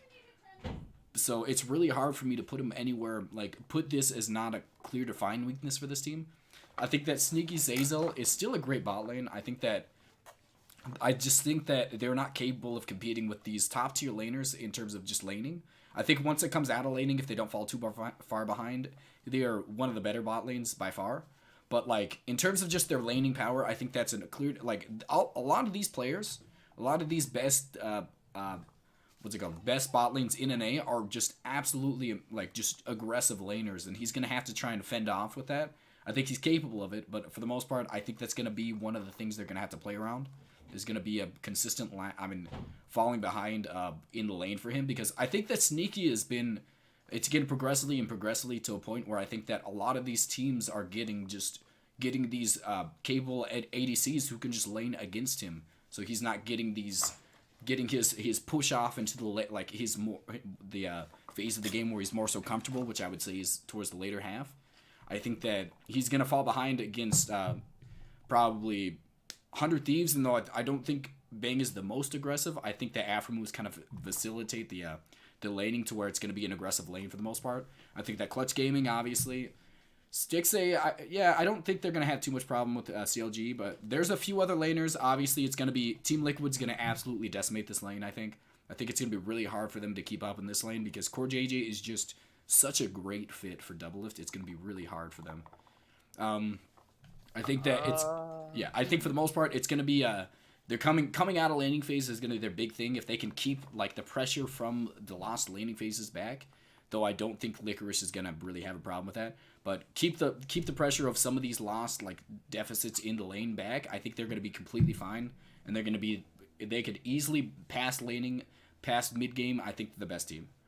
Maybe. Well, like Splice's problem with Niski was the thing you brought up. The weaker part about Niski was laning. If you exploited him in lane and beat him so badly, he was just non-relevant. Yeah, I think he actually came back to like he started doing a lot better if you saw him on Cassiopeia. But for the most part, most of his lane, I mean, his power from my knowledge came like outside of laning again. I think they have way too many focuses on the past. I mean the post laning kind of phase, and I think that Licorice is the one true carry of this team that I think is capable of going toe to toe with pretty much most of the players in this league in the laning phase. And when it comes, that was a really loud yawn, but thank you. But for the most part, I think that it's gonna come down to if they can stave off the amount of aggression a lot of these top teams are able to generate during the early game, they're gonna be completely fine, and I think they could easily get into the finals. But it really depends on whether or not they're capable. And as it stands right now, I don't know. I think that Reaper might be able to kind of give them the winning laning matchups, but that's really all I could see coming out of this. I mean, the players themselves are kind of worrisome for me. He's gonna have them use their brains. That's the goal. So that's pretty much it for me on number 4. I mean, I don't know if I did a very good job on that, but that's pretty much my opinion on their laning phases. You're where the dislikes come from in videos. That really is. I mean, a lot of people just trash talk me for getting down on Cloud9. But you want to go now, Doctor? Yes, absolutely. And now from here, I'll do my piece on Cloud9 later, similar to CLG. Yeah, that's right. But for number 3 on this one, now this is pretty much gets. Rift Rivals actually have 100 Thieves, and despite me being relatively high on them for number 3, this is the one team I could see kind of collapsing, at least in terms of like of all the teams that I have like in the top like 4 right now between TSM, 100 Thieves, and the other two. This is the one I could see like probably like even not making top 3 right now.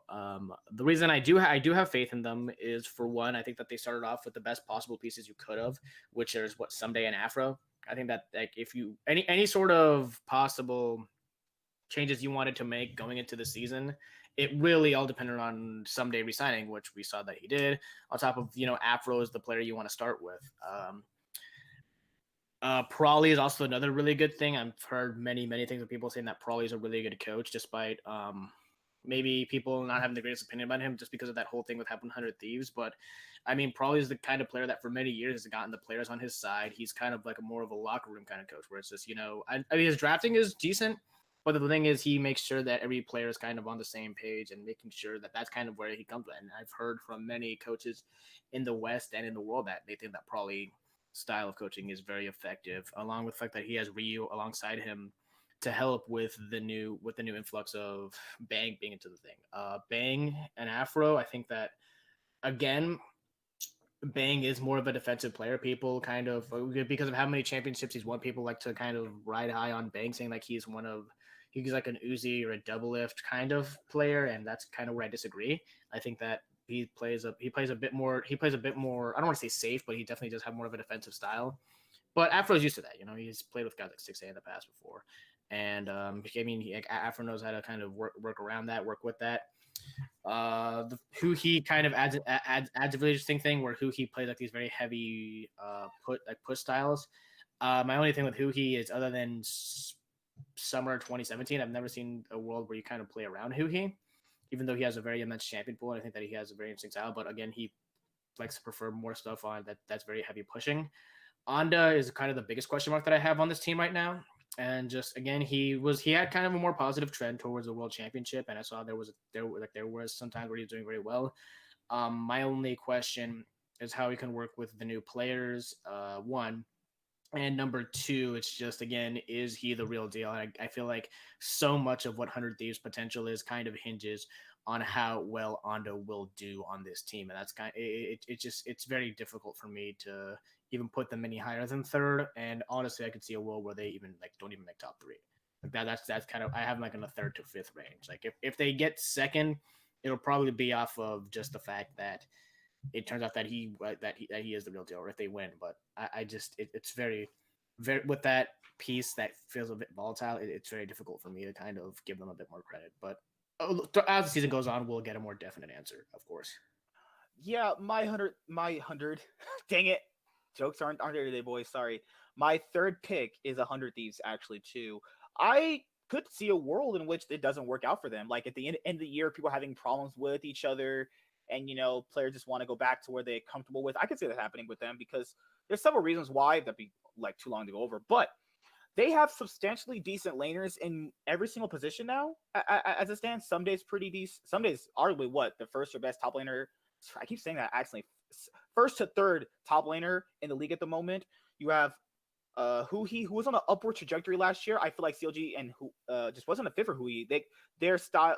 Who he wanted to do was clearly not what CLG wanted to do. So that's probably why one of the reasons why it didn't work out. I think this is this is Afro's like best ADC he's played with since Double If, I'd say. Would it be fair to say? Technically, the best ADC he's played with since Double Lift. I mean, he isn't really. I think Cody-san wasn't terrible, but it was Cody and Stixay. Yeah, I mean, by far, I would say. Yeah, but both of those I would say was more Afro than either of them actually being genuine. I mean, no discredit to Cody or to Stixay. They're both fine AD carries. It's just I would say if I were to say who really like ran that bot lane, I mean, it's hard to kind of bet against Afro. I mean, he won MVP last spring for God's sakes. That's the thing too. Afro winning MVP. You have Bang, who was arguably the first or second consistent player on SKT last year when they were just a joke, struggling, and Bang is doing that against in Korea, as obviously Korea was still top tier at that moment too. So you factor that in. This is gonna be one of the better bot lanes. Onda or Bang could be their big question marks. I don't know if you're like, why do you think Bang is a question mark? Several reasons why. On-spot communication compared with Afro, like I think Afro and Bang are gonna have more growing pains than other bot lanes. That can fluidly communicate with each other in lane. Bang might be on a different page than Afro at certain points because obviously communication can be a thing too. Yes, who he and someday can translate, but you're counting on them to do that every single time, which that's gonna be an issue. I think people largely don't really give that enough attention as it is. I think who he's fine, but as he stacks up against better mid laners, we see it kind of not work out too well. And I still believe other competent mid laners can handle him relatively easily. Like look at Bjergsen, Jensen, and who was the other one? Power Vivo will handle who he relatively just fine. And without any if who he's not an Aurelion Soul, we still see a better improved player, but he's still just someone you can easily handle given the right scenario. And Onda, him being substantially, I guess, weaker than all the other junglers can hinder them too. Onda's most likely going to put all of his resources into top lane like he did last split. But where does that leave the rest of the map? I mean, yes, the bot lane can compete, but the communication issue, we're not going to see them really on the same page technically because remember, every person is going to have to communicate effectively on the spot. That is, I think, going to be their problem. And I think they're going to have a lot more growing pains than some of the other teams based off the way they structure things so far. That's why they're at my number 3 pick. But I still believe that they have massive potential in this right here. But lowest, probably 5th. To kind of there's a small minor counterpoint to your thing about Afro and Bang. Following his stuff a bit over the years, I know for a fact he's not fluent in it, but I know for a fact that Blank's English is actually quite impressive, and it's actually a lot better than what you expect. I mean, is he fluent in it like players like Rush or Huki, where I mean those two are practically fluent in English at this point? No, but I mean, trust me. I've seen. I think he's done 1 or 2 interviews in English with some LCK people where they have him speak for an English crowd. Many times where he's actually tweeted at players in English and. In overall, his overall sentence structure is actually pretty good. Obviously, comms could be a different thing, so I'll give you that. But in terms of that counterpoint, that's I have some faith in that. Just again, because I know for a fact that Bang English is actually quite impressive. Well, Afro still needs to decide what he's going to do with Bang too, because we've seen him change his playstyle based off the ADC. Like he's more focused on roaming with certain champs. He's more focused on lane. I think Bang himself is more focused around.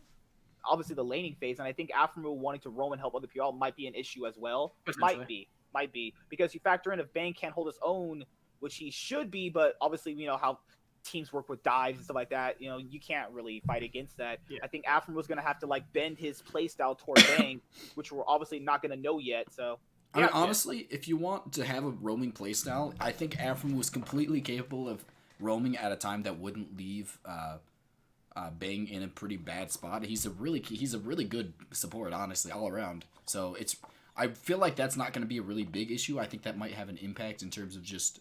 Well, that happened with Cody-san a lot. He would roam, and then Cody-san constantly. Cody's son was just genuinely doing really good last year, though. Like in terms of just his regular season just performance, I think it was pretty. Like it was all around still great. I don't know if it was based purely off the fact that it was Cody's son, but it's not like it really had any hindrance on his play. Like I feel for the most part there was really rare situations where I feel like Cody's son really got caught out because of Aframu's roams. But that's pretty much you got. Are you good on that? That's it. All right, we're on number 3, and my number 3 is actually going to be TSM. I put TSM. Suck. I bet.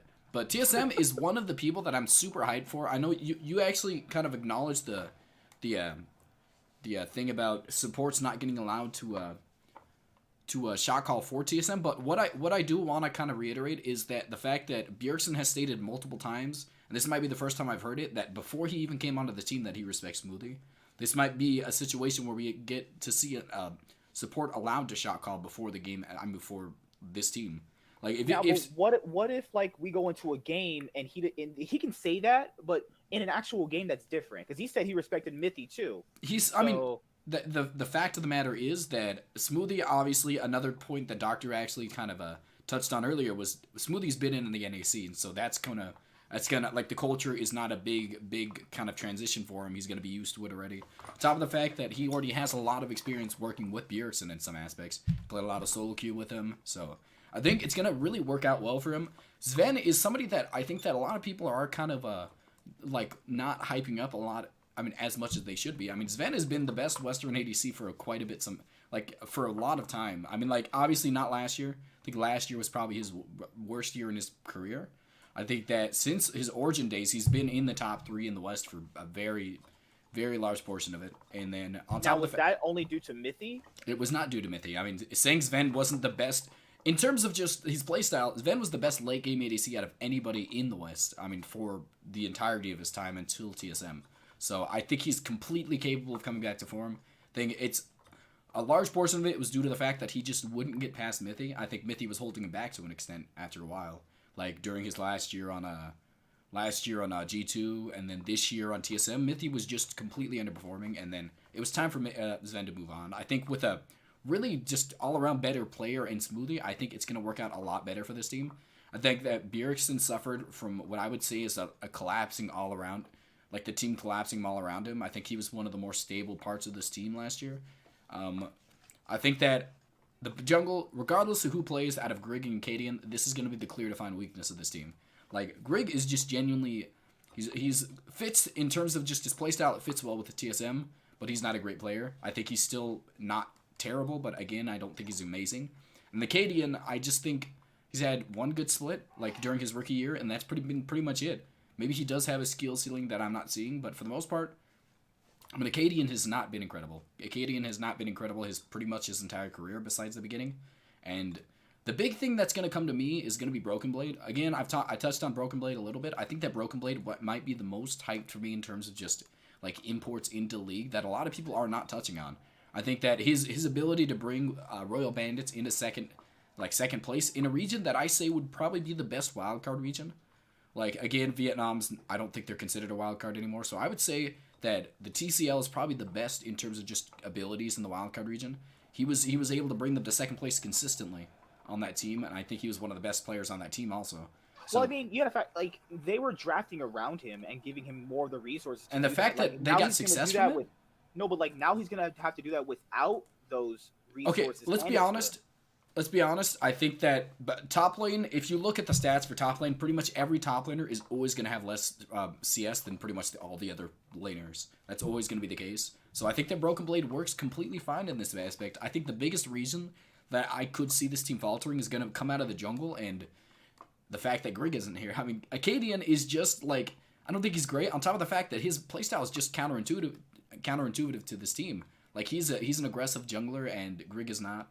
Grig kind of functioned well, and Acadian is... I mean, if he comes back to form, I still think that this might not be a great time for this team, honestly. Too many carries on the same team kind of just makes your team like go off in different directions as to who's going to be the carry.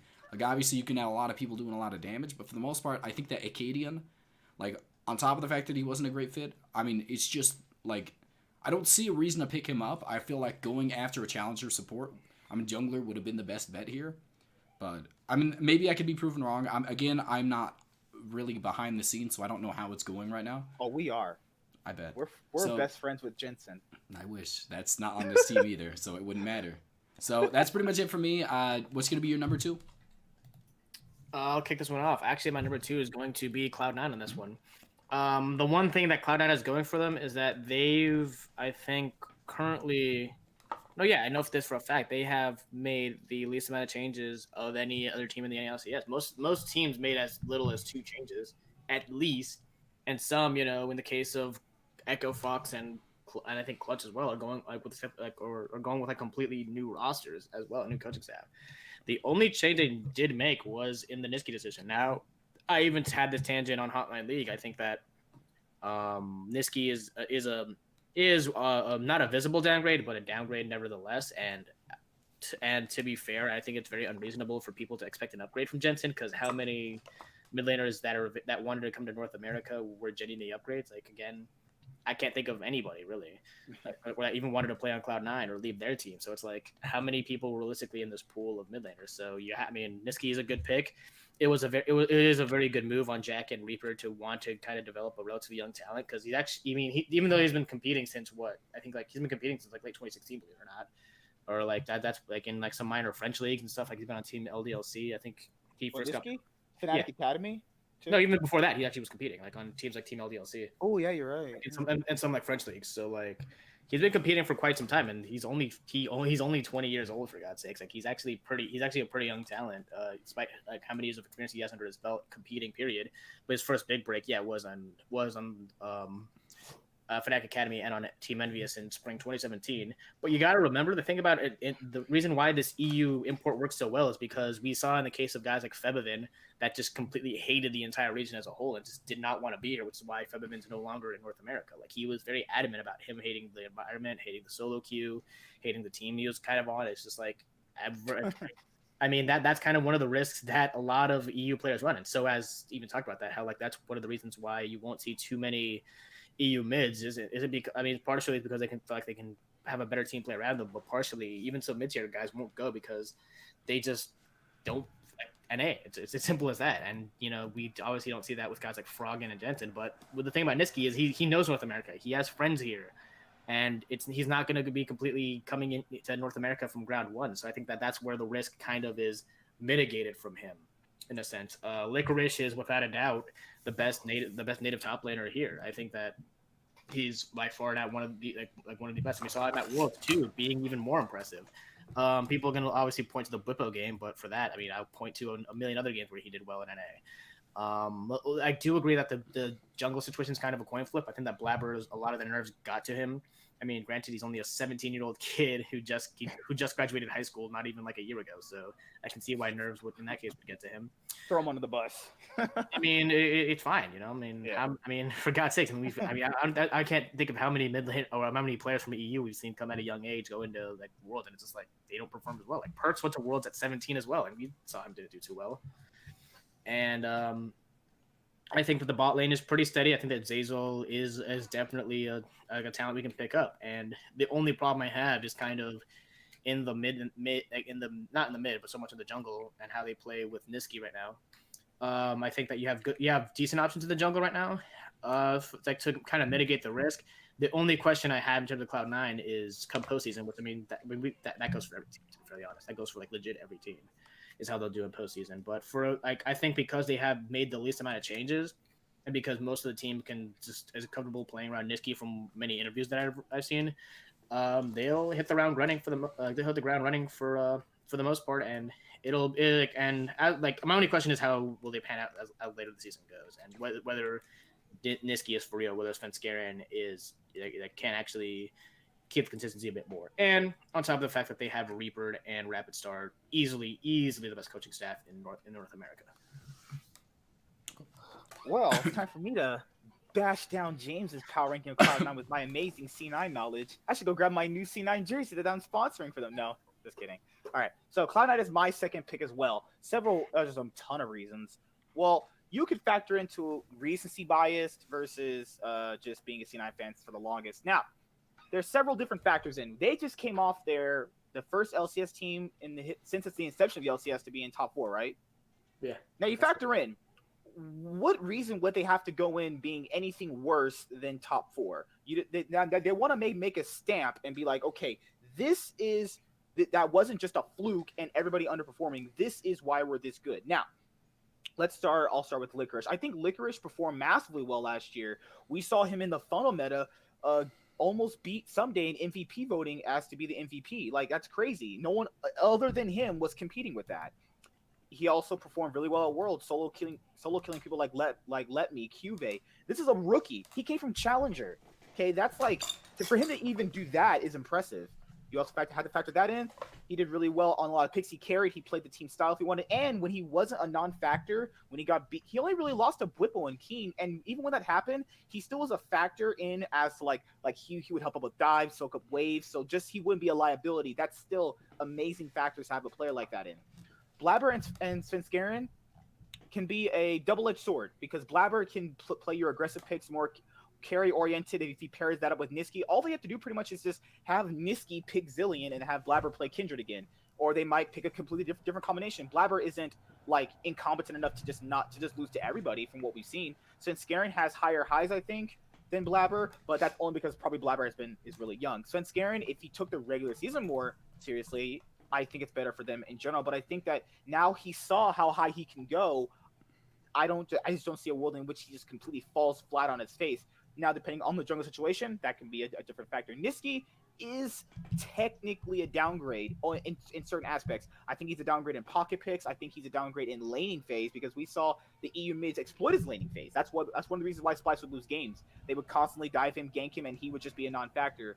I think since now he's learned to play against those better mid laners and handle that type of pressure, which he didn't really get that when he first played in North America, he'll be a lot better. And if you look at when I was actually watching him stream his Korean solo queue, he was playing fantastic.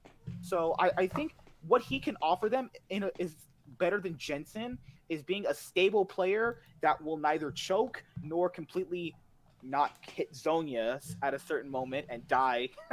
So I think he'll be a perfect fit for them. The way that Jensen couldn't be, kind of like the way Jensen was a better fit in certain things they needed to compete against internationally. I think if they do go internationally with him, like let's say they go to MSI with Niski, I think he'll do just fine. Now, the problem with the team technically could come from the bot lane not being able to compete against the other bot lanes, but I can counter that easily. Sneaky's been able to do that when people came over that there were better ADCs in general. Like we saw the top lane situation with Hanser when we had the Korean imports come in. Hanser didn't falter to the Korean imports. He played the same way he did and did just fine. Sneaky's played marginally the same way, but I think that Zeyzal being not the way Smoothie was, because Smoothie kind of wasn't a better fit for him. We saw Zeyzal just be a way better fit for Sneaky. We saw Sneaky and Zeyzal take on Kramer and Tucson. Now they had an underperforming series, but they were still able to handle all the pressure thrown at them from Uzi, Ming, Kramer, Tucson, Attila, Jack Troll. I think playing against marginally worse players than them in this league is not going to be anything different. But marginally worse in terms of the better bot lanes of like Bang and Aframu, Double of Court, JJ, Sven, and Smoothie. Zeyzal, I think he's an up and coming. I don't want to say he's the best yet, because he's not. He's arguably the sixth best support right now to me. It's just in terms of what he was able to offer the team. We did see him crack under pressure, making the big plays. We saw him make the big play against Gambit in the game 5, which is one of the reasons why they even got out of the group stage. But yeah, that's why I have Cloud9 at number 2. They have the best coaching staff. Reaper got coach split twice. He's the most successful coach we've had in North America. That's not a North American coach. So for our 4 fun region, quote me on Cloud9's gonna make World Finals this year. I'm gonna put it right now. We're making World Finals this year. Right, that's the part where I cut it out so we don't look like idiots. Cloud9's making World Finals. I just feel like it's a massive disappointment for them to be anything past the 3rd place match. If they don't make playoffs, that's a disappointment. If they don't make finals, that's probably a disappointment. But that can be more or less due to the meta. And if you factor in spring splits from teams, when a team comes in being together for after a previous split to the next one, and they translate a player over, they do better. Fnatic to when they switch out Jesus for Hillisang, Cloud9 with the previous year contracts to Meteos to contracts. there's several things can play into synergy versus people who have just been together. Yes, you can have star players, but if they're not working together and synergize very well, it doesn't work out. We've seen many star teams falter apart. That's just how it's played out for me, because I'm always right. You're in always my right. predictions. I Cloud9's guess. getting World Finals. Calling it right now. That's fine. So for the most part, my number 2 is gonna be 100 Thieves. I feel like God, dislike. I'm just you kidding. can just say that every single time I say something. You've said that literally my last 4 picks. So my big thing is I think there's an absolutely large amount of superstars on this team. Bang and Aframu, I feel like they're gonna be, if not the top 2, I don't think they're gonna be 2 or 3. 1, 2, or 3. I think they're able to compete in all 3 of those like situations. I think they could be in any of those spots in terms of best bot lanes. I think they're going to be in the top 3 for bot lanes. I think that, without a doubt, I think it's not the greatest pairing in terms of just playstyles in general. Like Aframu and Bang, I feel like Aframu, although he's aggressive and Bang isn't, I still think that Aframu is going to facilitate him quite a bit better than a lot of the supports in NA could. I feel like even though he is aggressive, I think that the way he plays the lane will kind of be able to mitigate how much pressure anybody is pretty much able to generate against him. On top of the fact that Bang can handle himself against anybody in this league. I mean, there's going to be a lot of situations where we see Bang. Once Bang gets out of laning phase, this is pretty much over for like most of the teams.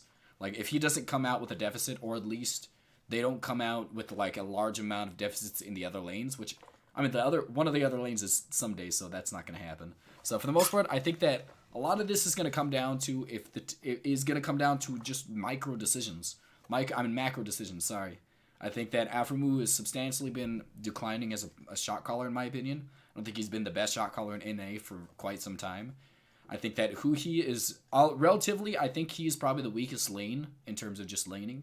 I think that he is going to be what he provides for the team is, although you can't really ban him out, again, you don't really have to, because he's not a superstar. I think he's incredibly good, and I think that if he gets on specific picks, he can generate a lot of lane pressure. But his biggest function as a player is kind of roaming around the map, which I think is going to really work well with this team. I think that his ability to roam around the map, it kind of like with not just, I think a lot of people remember as Aurelion Sol, but he can pretty much do that with most of his picks, to be honest. I think that is pretty much most of his playstyle just revolves around that. I think that on top of the fact, I think that the big him and Onda are going to be the 2 clear defined weaknesses of this team.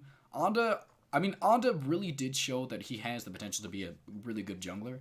I think he started picking it up towards the end of summer, and then right at Worlds, I think he was the second best player on this team.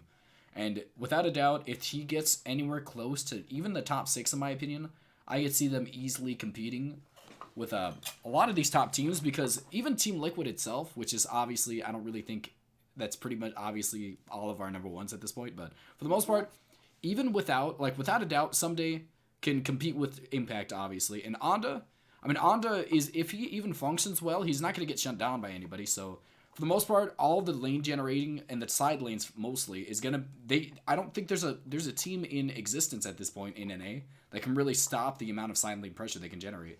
Like Bang, Aframu, and Someday, obviously the best top laner in NA. I don't think really anybody has any arguments for that. I think without a doubt he has been pretty much the best top laner for a while in NA, and I think Lorlo's been the best, but I mean, that's possibly, just my opinion. It's very possible. But for the most part, Someday generates way too much pressure. He can play pretty much any style you really want him to or need him to. And I think one of the big problems I saw with last year's coaching staff was they kept giving Someday these kind of passive or tanky style top laners, which again is not bad. He's not bad on them, but I mean, if he is pretty much your main focus as a carry, I don't feel like you should be giving him that. I mean, Someday obviously was the best player on the team, and they kept centralizing most of their pressure around bot lane, which that didn't make sense to me at all. But then I think that Someday towards the summer split, they kind of realized it, and they kind of started giving him a lot more of these carry picks, and you saw him first like substantial, like the iconic moment when he turned it around. What I would say his Jax against his Jax game against Clutch Gaming, where he flashed the Jax done. Yeah, and he turned around the game completely. And ever since then, I feel like they kind of revolved more around him, and that kind of, I feel like that really is essentially why they made it towards the top half when their macro kind of faltered towards the end of the summer split. So obviously they didn't do that during Worlds, but for the most part, I think that the side lane pressure is going to be unstoppable for most of these teams, and And Onda is going to be, if he comes to form, I think this team could be number one easily. And then that's pretty much it. And I think that's at you at this point. I think by process of elimination, yeah, we can all just say that our number one team is without a doubt TL. And while we can sing their praises all the time, if anything, my bigger question is what would cause this overall team to not see the results that we're looking at right now. Which I think right now the only thing I can even come up with is the fact that this is kind of one of those examples of too many cooks in the kitchen right now. Because again, I don't think anybody outside of maybe Impact is like at the very least top 2, top 3 in their role. Like Impact, I think, and no fault to Impact. I just think that there are like 1 or 2 top laners I think that are probably better than him. But again, he's not. He services more of a supportive tank player. Other than that, Smithy is probably the best jungler in the league, if not top 2. Jensen is without a doubt a top 2 mid laner right now. On paper, you could definitely say that Core JJ is like a top 2 support right now, and Doublelift is marginally the best AD carry there is right now. The only thing that really, in my opinion, hinders this team that could hinder this team, I'm not saying that it is hindering, but what could hinder it is one, the coaching staff that is Kane. Because while Kane is a good analyst, I don't like the question is how do you balance all of these personalities, and I think that's where you're gonna need more supporting staff in that sense, because you're talking about some of the most successful players that could probably historically in NA, and you're talking about 2 world champions, an MSI finalist, it's world semifinalist, and the only person who hasn't done anything, even though he hasn't done anything internationally, it's talking about a 5-time champion in Doublelift right now and MVP. So it's like it's just a lot of manpower in this thing right now. That's the only thing I could really possibly hinder them. I mean, we've seen it with super teams like KT Rolster in 2017. We've seen it with SK Telecom to some degree in 2017. We saw it to some degree with to some degree when they tried to put in Uzi and try to overload him with all these supports in 2018. And this it's just one of those fears of the super team right now. So how they balance the personalities is really gonna hopefully be up to the coaching staff and to each individual players. I assume they're all old enough to know that, like, because it's on paper, I believe one of the oldest average teams right now, considering all those players have been competing at the very least since like season 3. So yeah, I mean they're all pretty old. So that's kind of what ultimately begs the question for me to the team like right now. What could cause them to fail if they do fail? But other than that, them not making worlds would be an absolute like that's where we set the bar of that would be a failure of a year. I could just see a big giant meme of people throwing their TL jerseys and put a stick through them and light them all on fire. Like, I mean, yeah, you got an on paper upgrade for the 2 lanes that got the most flack at World. I mean, Jensen is a significant upgrade over Pillbuilter, and I don't want to say that Core JJ is a significant upgrade over Olay, but I mean, I think it's more of a personality thing that why Olay left, and he just couldn't handle the pressure, in my opinion. But really, this team has a very, very like domestic making finals should pretty much be the expectation for most people on this team. I think because you said what would be the problem in general for them, beside those things. I mean, because process of elimination, we all have them for number 1, and I'm pretty sure everyone and their mother has them for number 1 right now. So. The issue with me, I talked about that with him the other day ago, is that I think they have a weaker top jungle duo than the other people do. Like Impact, he said this quite a bit in like Twitter and stuff like that in interview. He's not really proficient at playing carry top laners. And I feel like that comes as a massive weakness to like drafting against best of 5 series. Impact and Xfinity don't really have the best synergy compared to other people do, as what we saw internationally and even in the league. TL traditionally, even last year, beside the summer, didn't have a spectacular spring split, just regular standings, because they were going like even. Sometimes they had 2-0, stuff like that. I could see the team like it's kind of like, what did Loco say? He said like he would pay enough money to fix a problem in which just to change the dynamic or something like that. Maybe Jensen's not the right fit for them. Maybe having another superstar might not work out, because you factor in if there's too many voices and everyone's commanding for resources, what does Doublelift get? TL had to play like RNG last year because that's their only strongest player. Now they have 2 players to play around. How is that going to be distributing? Like, we know TL has issues in terms of like management and coaching. They've had this stuff for years. I'm not just going to believe 1 year of them being successful is going to change my opinion yet. And we saw that Xmithy got marginally outclassed by people that are just better than them in general at who could exploit other parts around the map. I could see their top side being weak for them. Core JJ not being able to maybe communicate with certain aspects in which the team is going. I can see them not having a clear defined style when they first begin, not a clear defined shot caller. Jensen maybe not having that Cloud9 environment might be a bit of an issue at a certain point, because he said himself he wanted to be around veterans, but maybe the veterans don't give you the same success you had when you had rookies. We don't know yet, but Double If, who would be the question mark? I would say. I would say honestly, there's no question marks. You pretty much know what these players are going to provide. The biggest weakness is obviously going to be I would say top lane, and even then, it's really not even a big deal. Like yeah. Impact is an incredibly stable top laner. Like we saw him do well pretty much every.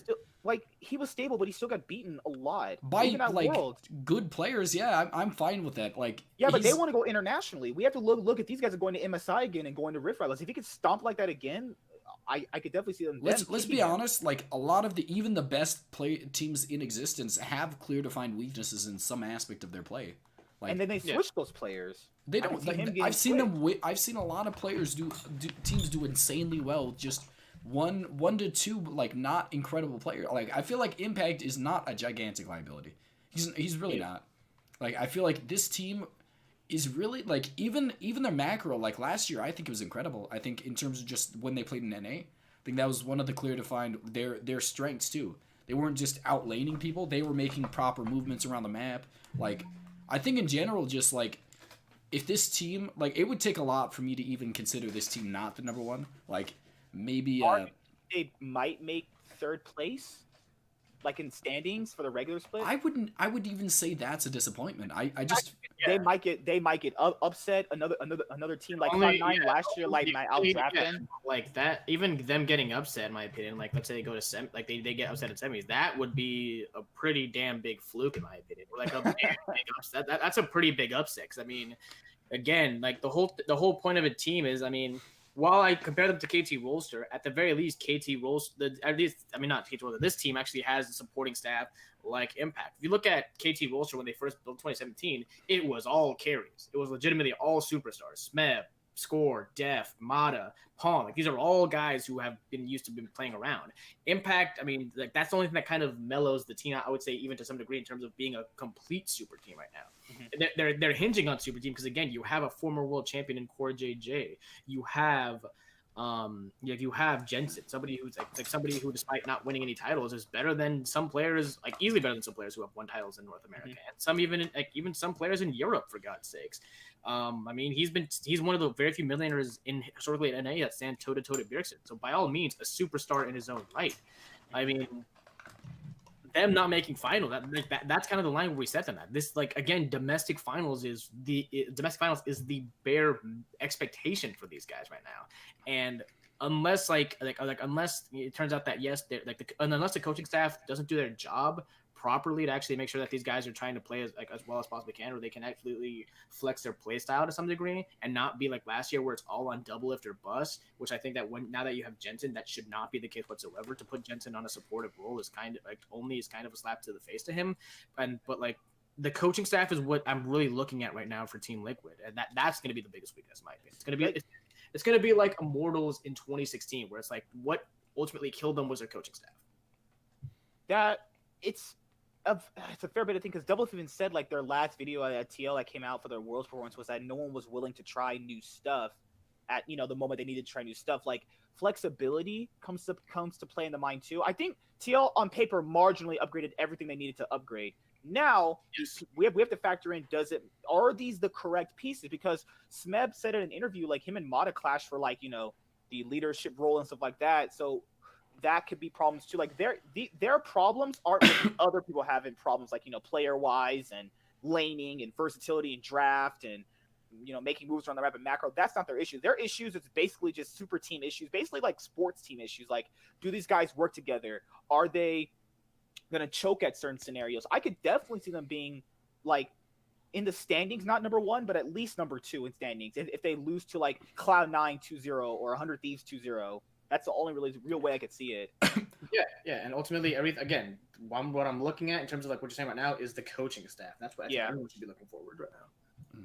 My biggest thing was I think that the best move of the offseason might have been just the core JJ and the ability, like just the mesh, like the similar play style he has to double lift. Like these are two really aggressive bot laners. Like I feel like replacing Olay, who I think was a passive bot laner, on top of the fact he didn't do well with just the aggressive personality. I just don't see a world in which just these pieces, even the pieces themselves, don't work out. It's not just they picked up good players and we see if they work out. They picked up like what I would say are perfect pieces for this team. They needed a secondary carry, they got one. They needed a more aggressive bot laner, they got one. And now I don't understand any like reason as to why they can't win finals easily.